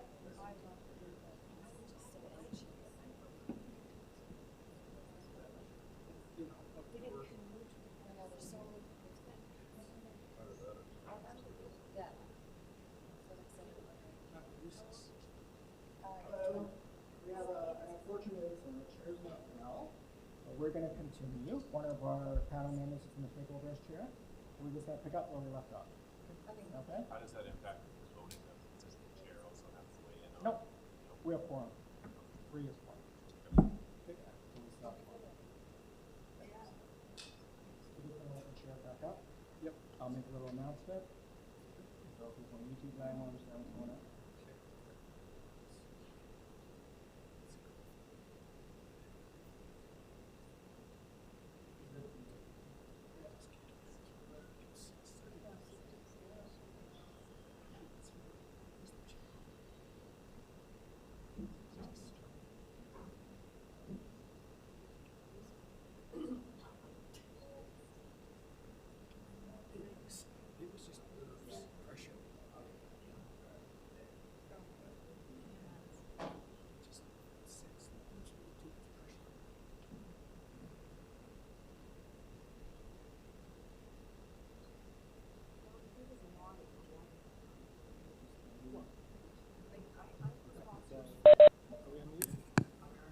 Okay. Thank you, everybody, for that break. Just want to let everyone know that unfortunately our chair is not feeling well, and he's removing himself from the hearing. But just to let you know, Ms. Sankar Peralta, which you see online, is going to take over as chair. We have enough for voting quorum, so there's no issue with that. We're going to continue on where we left off. I think we were in the middle of a presentation.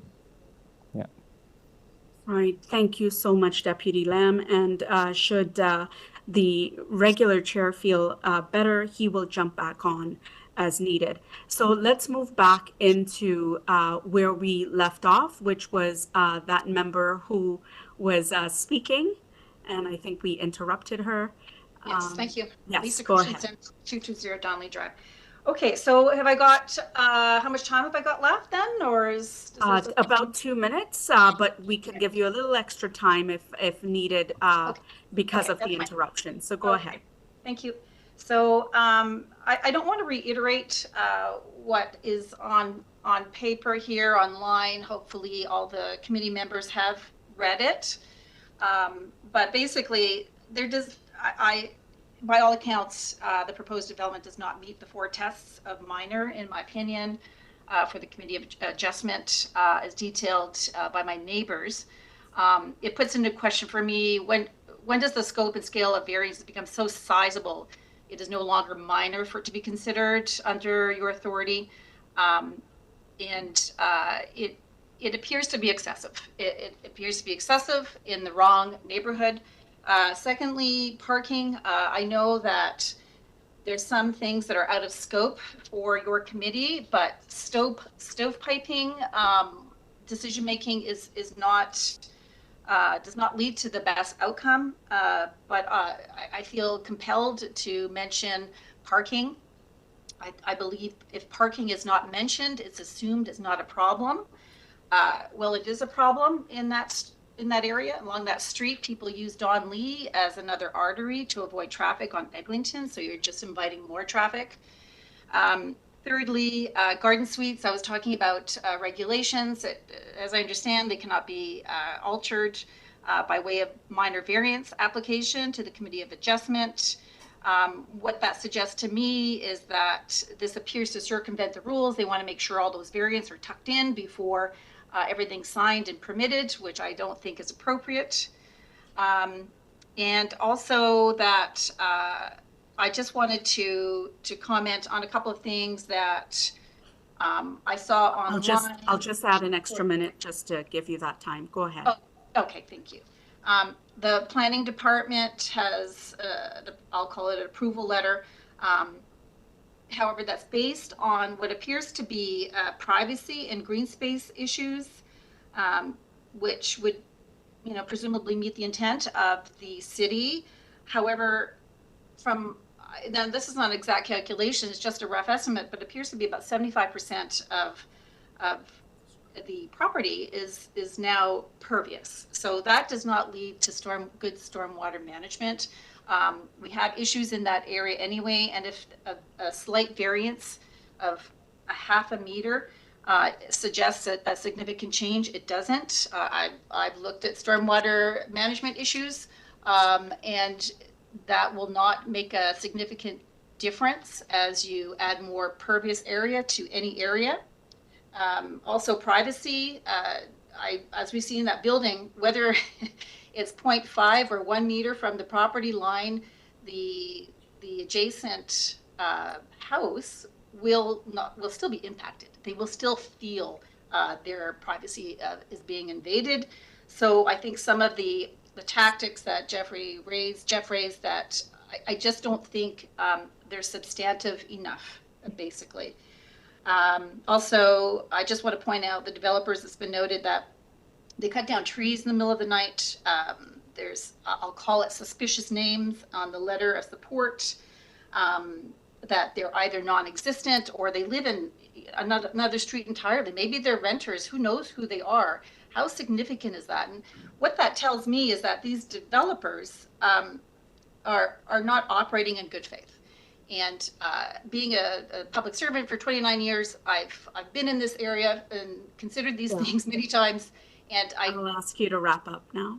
And I don't think that this is a good development. In summary, it's challenging, I know, to meet all the needs of the growing city, but to sacrifice a highly desirable neighborhood is not the way to do it. And putting that burden on the local community is not fair. Respectfully, even the city councilor, I should say, Rachel, has opposed the development, a strongly worded letter.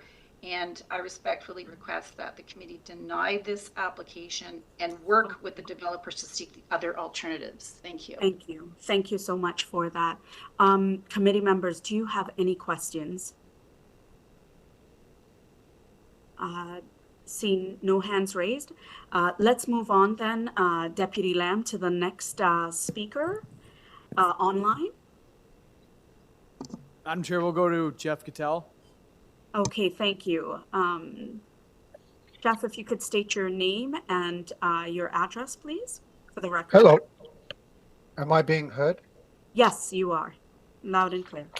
Thank you. My name is Jeff Cattell, and I am the co-president of the Leaside Residents Association. We are at 1601 Bayview Avenue. Thank you. The Leaside Residents Association is strongly opposed to the application because it fails the 4 tests. First of all, the requested variances are not minor in nature. Cramming 5 residential units onto a lot which is only 8.74 meters in width, which is narrower than the standard Leaside lot of 9.14 meters, is not minor in nature. The height and width of the proposal results in a building mass which will create shadowing, lack of privacy, and negatively impact the immediate neighbors. Secondly, the proposal is not desirable for the appropriate development of the land. Leaside was created following Garden City principles with both front and backyards and a parking space for each dwelling. The 5-unit proposal fails to provide adequate open space and parking space for each unit. Thirdly, the intent and purpose of the official plan is not maintained. There is a lack of waste management planning. There is insufficient room for the storage of 5 sets of green bin, recycling, and garbage bins. And fourthly, the intent of the city official plan is not maintained. While the official plan neighborhoods designation provides for gentle densification within established neighborhoods, it also requires new multi-residential buildings to respect the existing characteristics of the neighborhood, such as building form, materials, elements, massing, and green space. This proposal risks the loss of the Garden City characteristics, which Leasiders cherish. the 4-unit multiplex and garden suite is too big for the lot. This proposal is not in keeping with the intent of the existing bylaws or the official plan and does not meet the 4 tests for approval of minor variances and should be refused.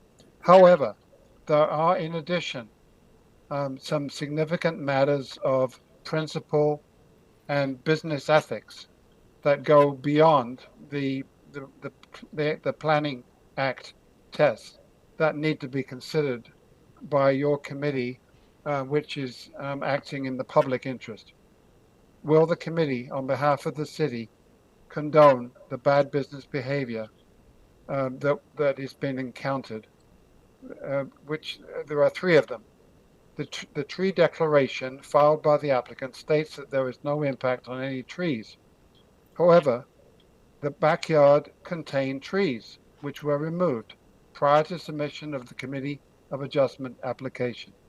That has been verified.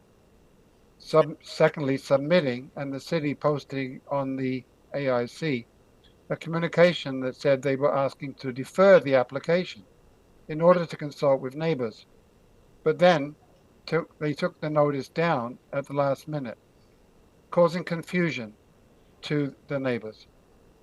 Thirdly, submitting a petition with names and addresses of supposed residents of a building for which a license of occupation has not yet been granted. And the councillor has submitted similar concerns.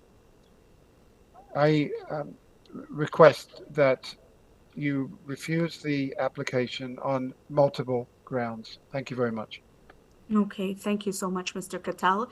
And confirming that we did receive the councillor's letter, it is on file. Deputy Lamb, is there, committee members, any questions for Mr. Cattell? I'm just double checking. I don't see hands that are up. Okay, there being we'll go to Stephen Young. Okay, thank you, Brandon. And so I welcome Stephen Young to. Can everybody hear me?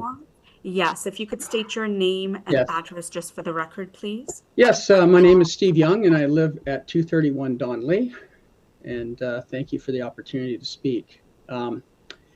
My family has lived on Donley for about 19 years. And we've been in Leaside, quite frankly, for about 28 years. So this neighborhood means a great deal to us. I support thoughtful intensification in the city. So we're not against that, but I think this particular proposal goes too far for the site. Firstly, my main concern is the cumulative impact on the variances. This is a very narrow lot, I think a little less than 9 meters wide, yet the proposal reduces setbacks, reduces landscaping, reduces building separation, increases lot coverage. And I think when you look at all those combined, they enable a building mass that's it's simply too large for the lot and the street. And while I'm not on an adjacent property, the proposed structure, it obviously imposes on the enjoyment of a neighbor's own property. Secondly, the architectural style being proposed doesn't align with the streetscape of Donley. I think that point has been made multiple times. There's a similar structure being proposed, and you guys showed the picture of it on Eglinton. And it stands out in a way that frankly doesn't enhance the neighborhood. And I'm being kind when I use that phrase, doesn't enhance the neighborhood. Donley is characterized by lower scale homes with space between them. And this proposal introduces a tall box-like structure that would visually be out of place. So we disagree with the applicant that this is not a modest design in its form and function. Thirdly, while densification is important, not every project that pushes these zoning limits needs to be approved. And I think if we look beyond this one particular application, if it's approved, it's going to set a precedent. If this form is allowed on this lot, there's little reason why any other RM zoned lot across Leaside couldn't follow the same approach. In fact, I could do it on my own property and create a nice little retirement income stream for myself.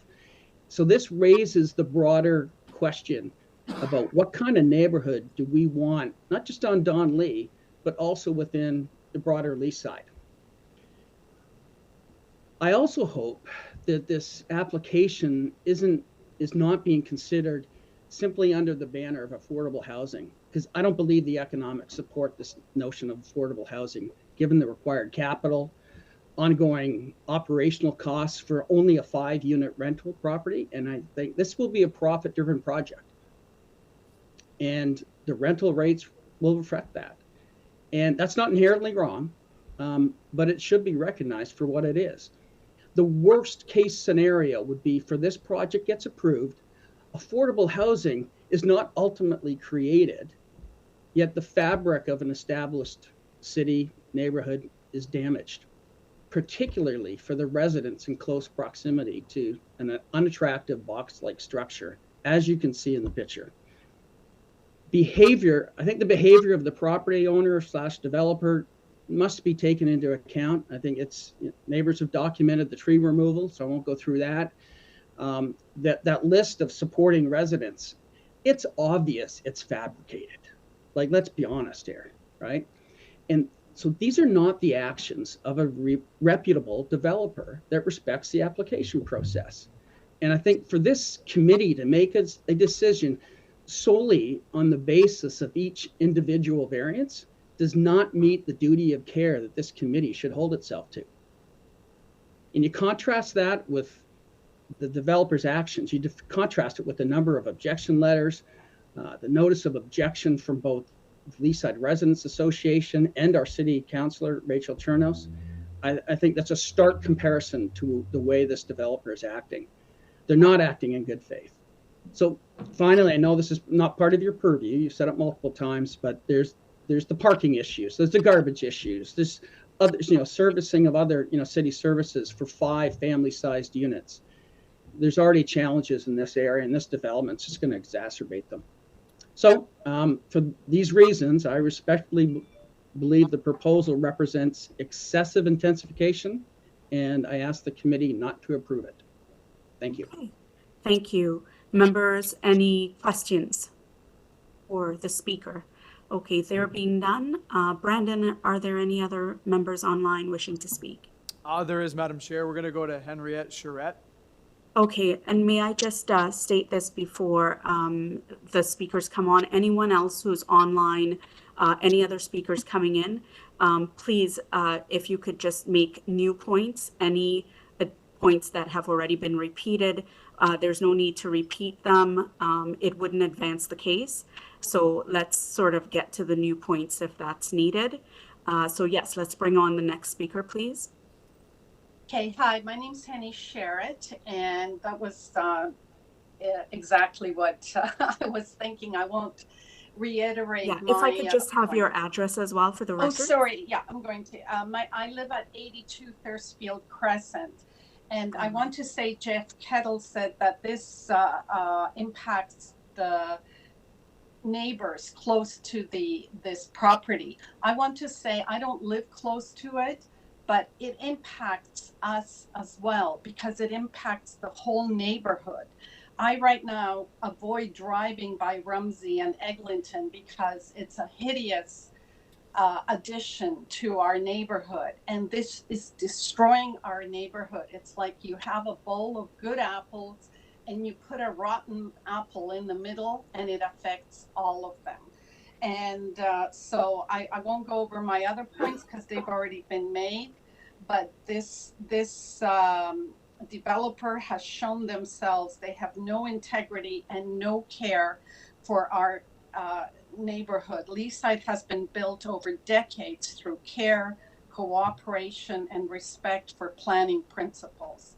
Development should enhance that legacy, not simply leverage it for maximum density. It does not reflect this, etc.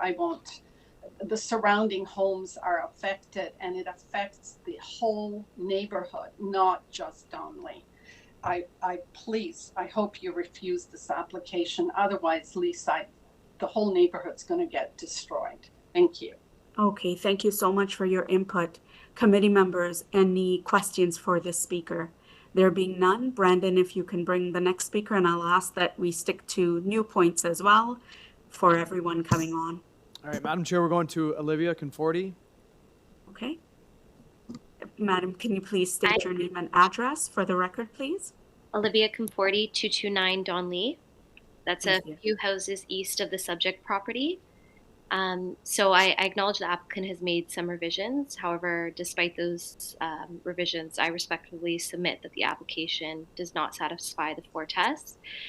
There's still significant variances, a 66% reduction in the required side yard setback, 80% reduction in the required side yard setback for the garden suite, the second story rear yard setback of 2 meters, even though 3 meters is required. Individually, as Steve said, they are not minor adjustments, but they are representing a substantial intensification.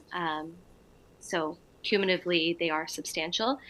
I understand that the intent of the zoning bylaw is to ensure adequate separation between the structures for privacy, light, access, and appropriate rear yard conditions. It just doesn't seem logical how this could be possible, that there's still going to be adequate separation for privacy, light, access, and rear yard conditions. It's really significantly reducing the spatial separation that is characteristic of Leaside and Donley. Especially with respect to the setback, the upper story encroachment increases the perceived massing and overlook into the adjacent rear yards. I spent some time in the backyard this morning, and there will be these new properties looking directly into the backyards, no privacy at all, and we can remove a lot of the sunlight that we expect to get in the backyard, spending time with our children. Leaside is characterized by a meaningful rear yard openness and separation, a 2-story garden suite with minimal side yard separation, and reduced upper story setback does not reflect those established conditions. This is not reflective of the neighborhood, and thus I ask the committee to refuse the application. Thank you for your time. Okay, thank you so much for your input. Members, committee members, do you have any questions of the speaker?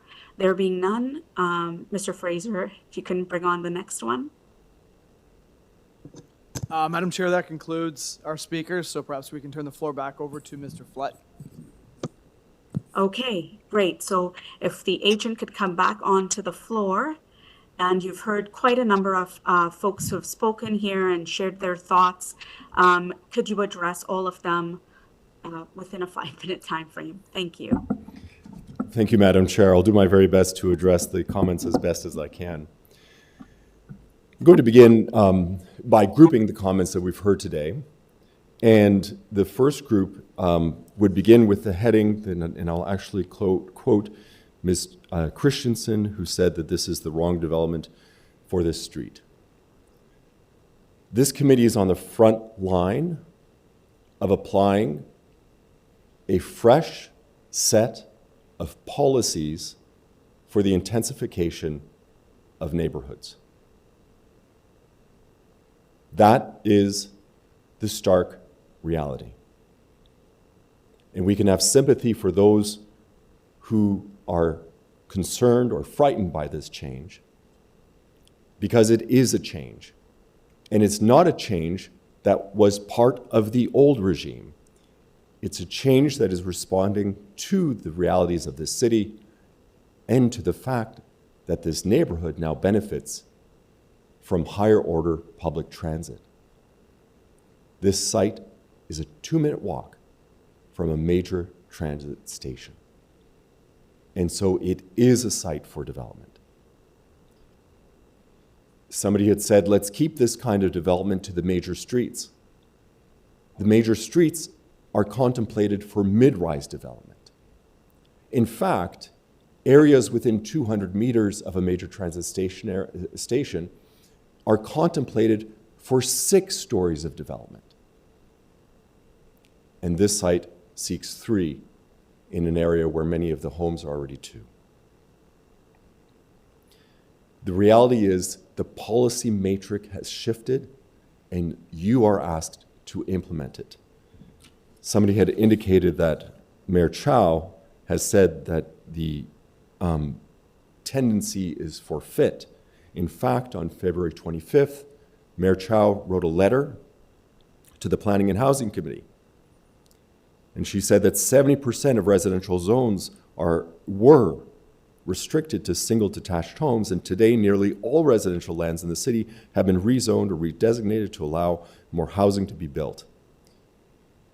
And she acknowledged in this new framework, the Committee of Adjustment will play an increasingly important role as we collectively work to translate new permissions into new housing. You heard the concern of parking.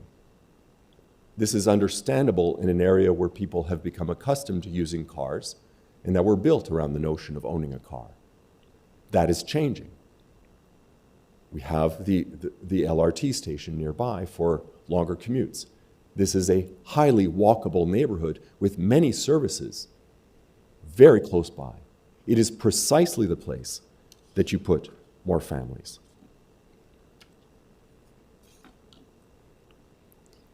In terms of the direct compatibility, and I do hear the concerns of Mr. Walker, a third-generation leasehouder, as he put it, the reality is that there is privacy screening anticipated on that fire escape, and the orientation of the lot is such that there will still be significant sunlight because his rear lot faces to the south. In terms of privacy, I'd further say that to the south there's an apartment building with overlook onto those yards. That kind of overlook is just a normal part of living in the city. I don't like petitions as a lawyer. Petitions are effectively second and third-hand hearsay, because you have to rely that first the person signing the petition is saying something, and then the person submitting the petition is saying something. I don't encourage you to put any stock in the petition, whether it's for or against development. The only petition that really matters is the election of our officials who have changed the policies in this case and made this sort of development for you to implement as new housing. Those are my comments, subject to any questions you may have. All right, thank you so much for that. And within a time frame, I was willing to give you a couple seconds more because of the magnitude of input that you'd received. Committee members, do you have any questions?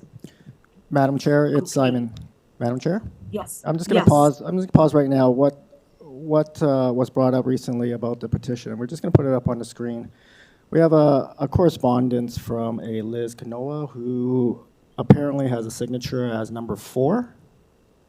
Just letting you know, she has provided correspondence that she doesn't believe that that is correct, that that is in fact her signature. This is not an accusatory pause in any way, shape, or form. I'm simply transmitting a correspondence to the committee.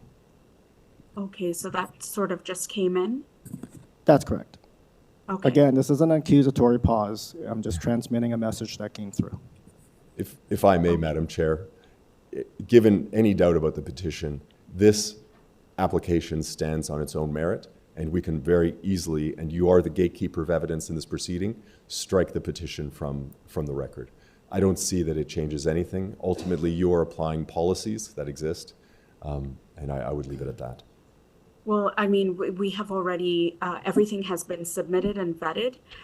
It's been publicly available. And so there's nothing that we could strike. But I mean, that in terms of how it's weighted as evidence or decision making, that will be to the independent review of each committee member.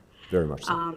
But we do acknowledge the need for complete procedural fairness, and that's why, you know, when these things come in, we've got to be open and transparent to the public as well. Okay, Deputy Lamb, is there anything else that needs to be brought forward, or anything else you'd like to say before I move this into committee? Madam Chair, I do not. Thank you very much for checking. All right, thank you so much.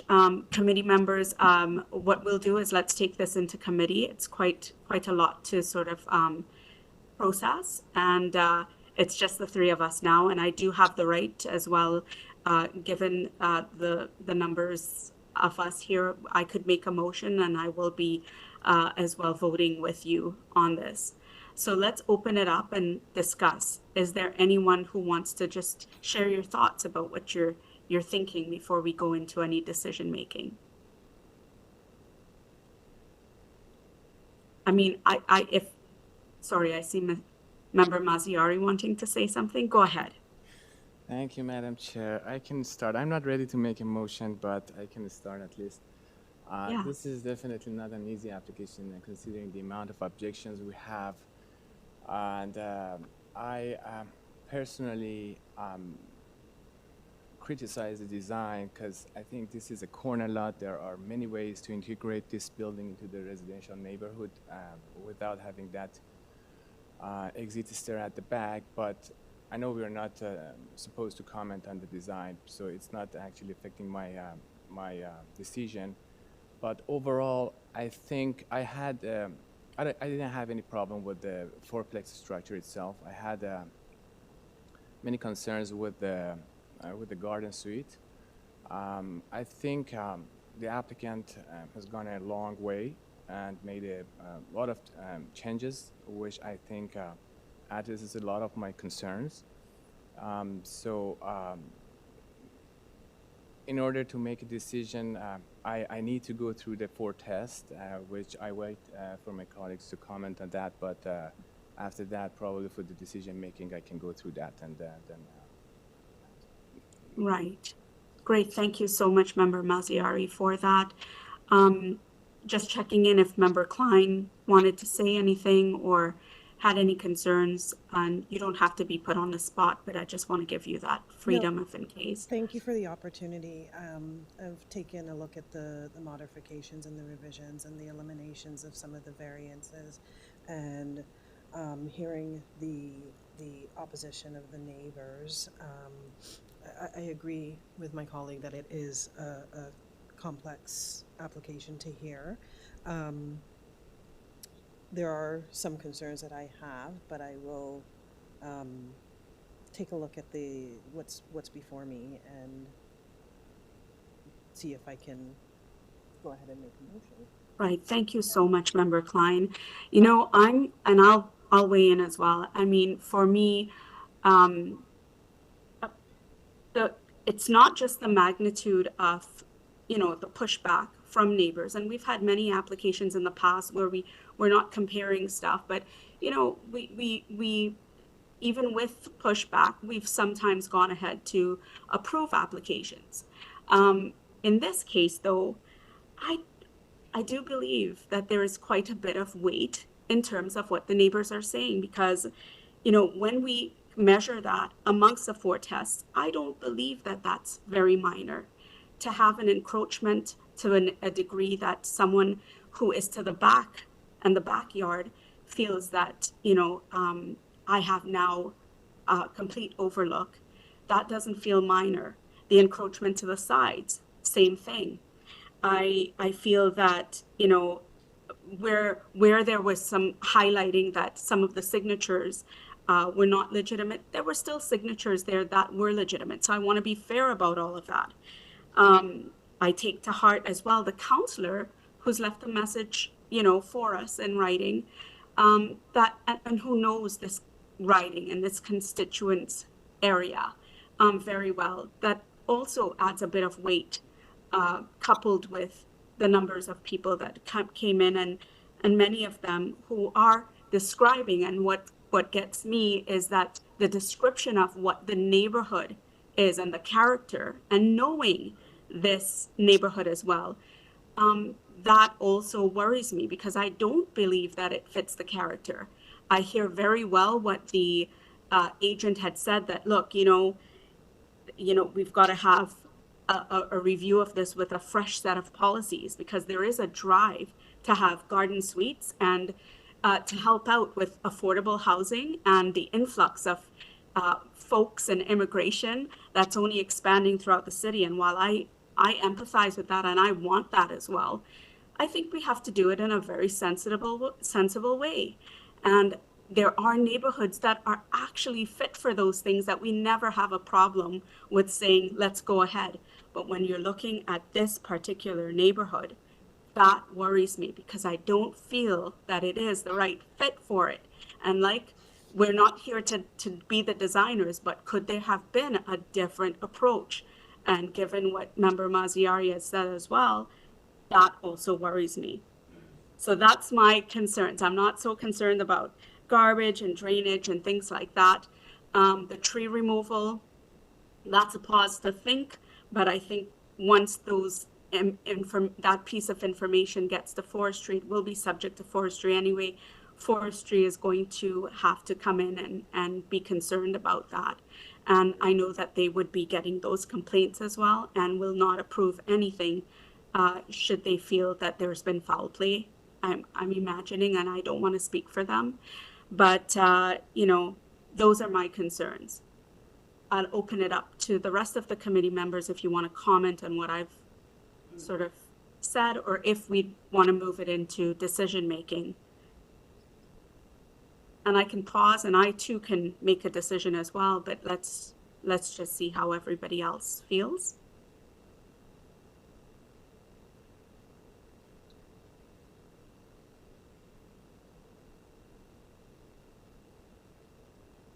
I'm just pausing a moment to give everyone a moment to process, because it was a really large application and very pivotal and meaningful in terms of, you know, what this, you know, not that it would set precedents, but, you know, we want to be careful with this.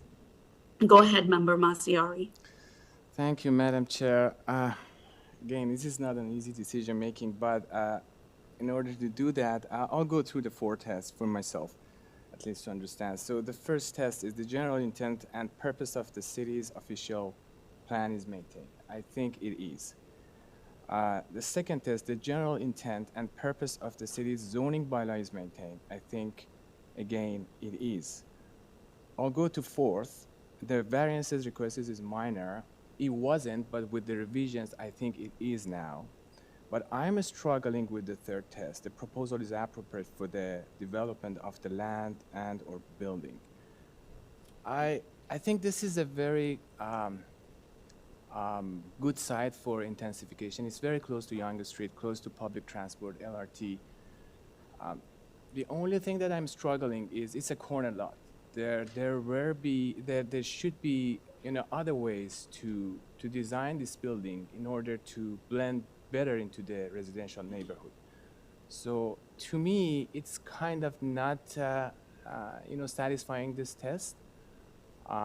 So I am more inclined to refuse this application. Right. Is that a motion, Member Mazziari? Yes, I can make it a motion to refuse this application based on the fact that it doesn't meet one of the tests. Right. Do we have a seconder for that? I'm going to agree with some comments. I agree with my colleague. However, I'm going to add that I struggled with test number 4. So I'm going to agree, and I'm going to second to refuse the application. Okay. All in favor? This application, therefore, has been removed. Refused. Thank you so much. Deputy Lamb, are we moving on, I guess, to item number 8? That's correct. We're moving on to item number 8. It's 50 Headington Avenue. Okay, great. Thank you so much. Committee members, this application is to alter the existing 2-story detached dwelling by constructing a 3rd-story addition with a balcony and a rear 3-story addition and a rear deck. There are 6 variances on file, and I know that there are letters of opposition and just sort of an extra package that was a late submission to us, to the committee. So with that, I would ask that the agent, is it in person, Mr. Fraser, or online? Madam Chair, we have a Nathan Mock that has been identified as a new agent in our correspondence. However, they are not online, and I don't believe that they are in the chambers currently. Okay. I note that they also have another member on there who is supporting an Arshad Ahmadi. They're not associated with Arshad it. Ahmadi is online, however, the agent does not appear to be online currently. Okay, so what we'll do is we'll stand that down and let's move on to the next item while maybe you make some attempts to get him online. If I may, Madam Chair, prior to going Yes. to item 9, the agent for that matter does not appear to be online either. So that's item 9. Vasily, I'm sorry. Sorry, they've been deferred to March 26th. Oh, that's correct. Hearing. Sorry, my apologies. Yes, so we would be moving on to item number 10 with Abhishek Raigor. Correct, and they are present. Okay, great. So let's bring out, let's now look at item number 10, which is, let me just pull this up here for a second, if you could give me one moment. So this is number 15 Holve Street, and this is to permit the children's play area for a day nursery in the front yard of the existing building.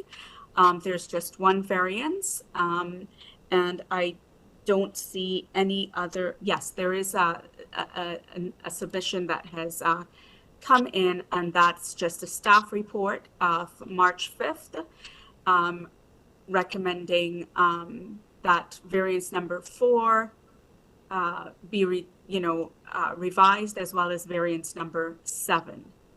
And if not, it should be refused if they haven't revised it. So let's bring that agent out. Madam.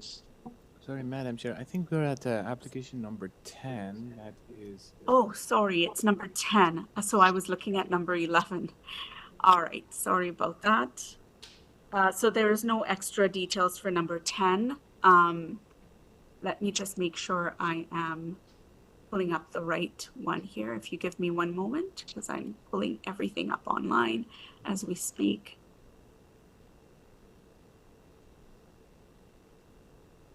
Okay, so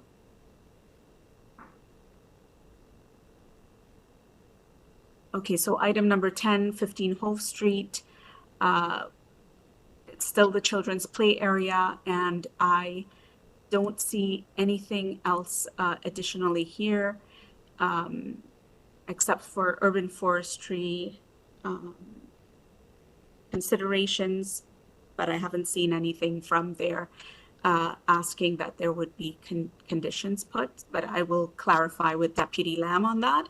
So let's bring the agent out. Sorry. Hello, good afternoon, Yes. Chair and committee members. My name is Abhishek Rajgor from MEM Engineering, and we are representing the application 15 Holve Street.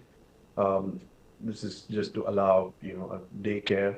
Wait, can I just get your address just for Yes. our records as well? Yeah, yes, it's 2355 Derry Road East, Unit 28, Mississauga, Ontario M5S 1V6.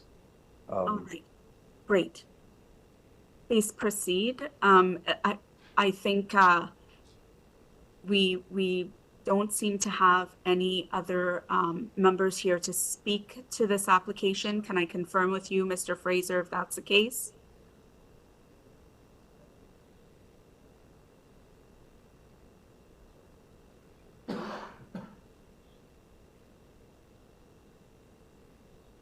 If there are no other members to speak to this application, I'll ask committee members, do you wish for a presentation, or should we move forward?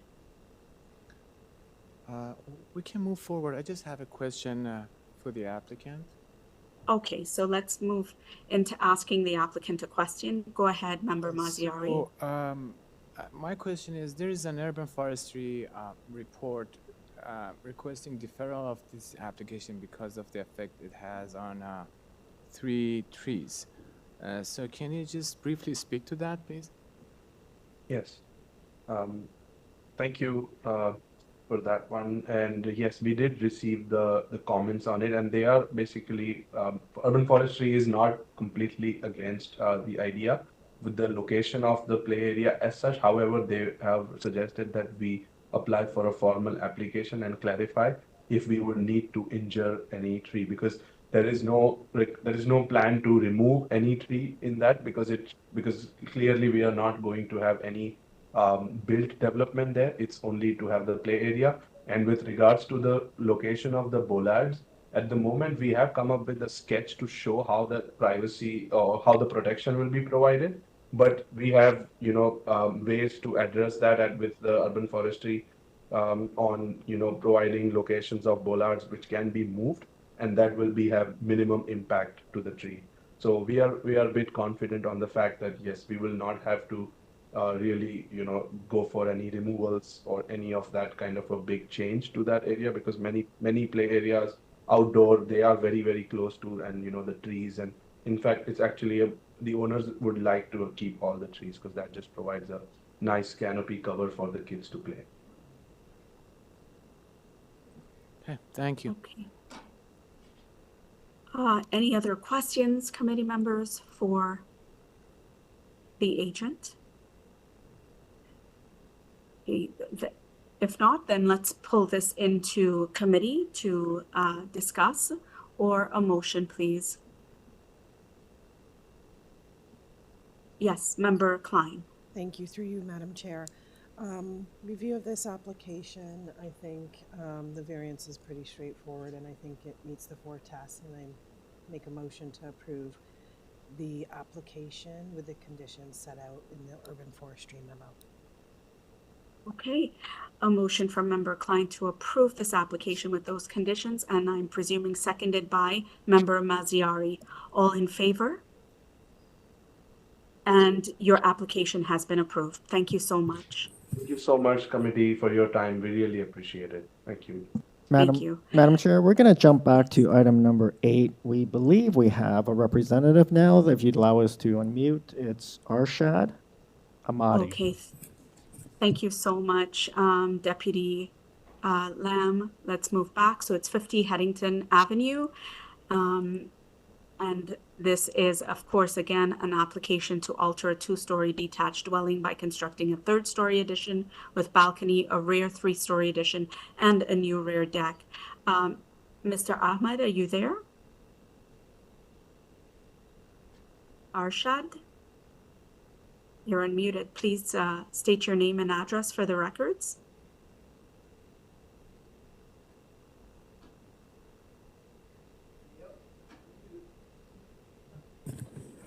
We've unmuted. Okay. We just don't hear anything.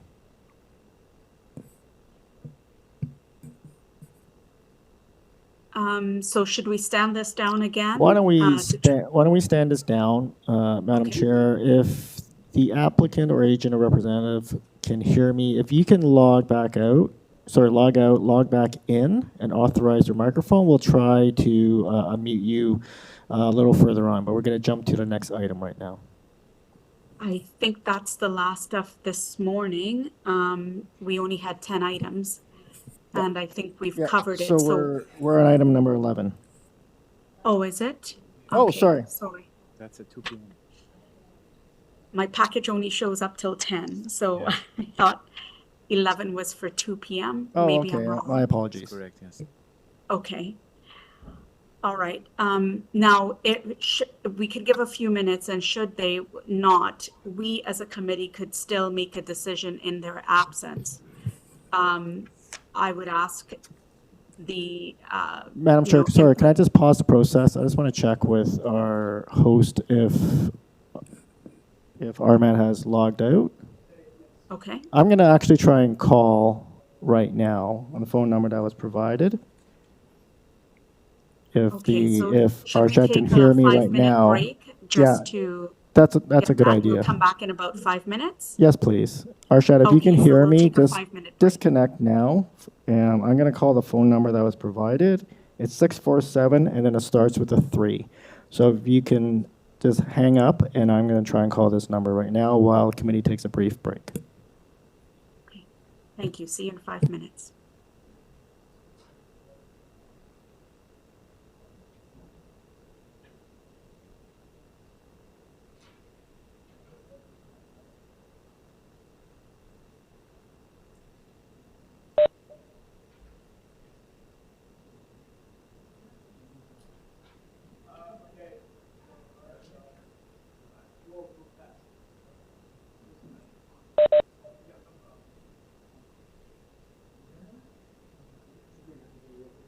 Hello? Hi, Arshad. Hey there. Thank Do you hear you. me Can now? you just hold 1 minute? The committee members are taking a brief break while you were sorting your audio out. I don't know what happened, to be honest. Like, I was supposed to be the speaker, and then I believe somebody from my team also just registered themselves like as the speaker. So it kind of like kicked me probably to be the attendee. But I am the speaker of the, or I'm the applicant, or just like the presenter of the client. Okay. Okay. Thank you very much for that. We'll come back in about 5 minutes. Okay, great. Thank you.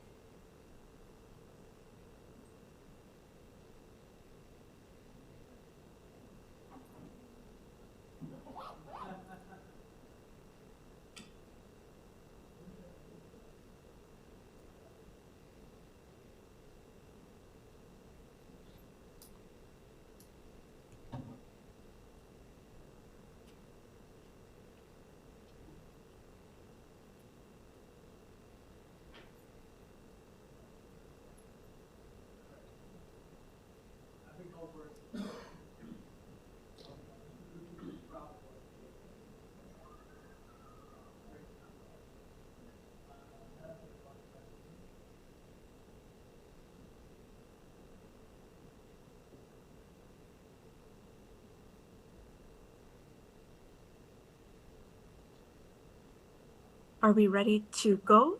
Just checking in with, Madam Chair, yeah, we're ready to go. We're going to finish off our last item, number 8. Hello? And we believe we have the correct yes, agent hi. online Just now. if you wouldn't mind for a moment, Arshad, just pausing. I just want to see that the staff actually are pulling things up. Okay.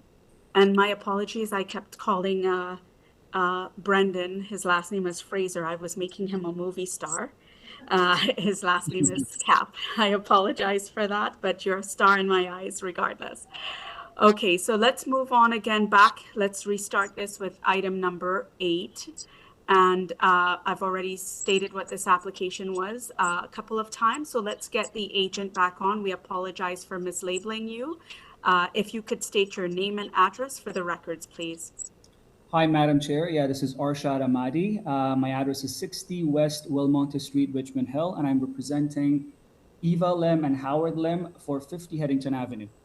Okay, great. So the first thing I'd like to ask, are there any changes that you are making to this application? No, Madam Chair. Okay. I see that I'm just checking here with Mr. Cap that there's no one else to speak to this item. That's correct, Online? Madam Chair. That's correct. No one else has registered to speak to this application.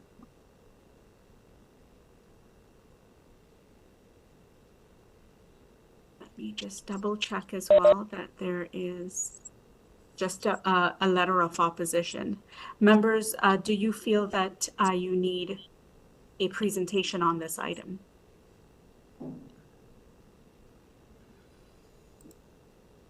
Okay, I'm seeing, yes. Member Maziari, Thank you need a Madam Chair. presentation, so I don't yes. need a presentation. I just want the applicant to address variance number 5 in regard with the balcony of the second floor and the overlook to the neighbor. What is your logic for that? Did you have discussion with neighbor about that? We did not have a discussion with the neighbor.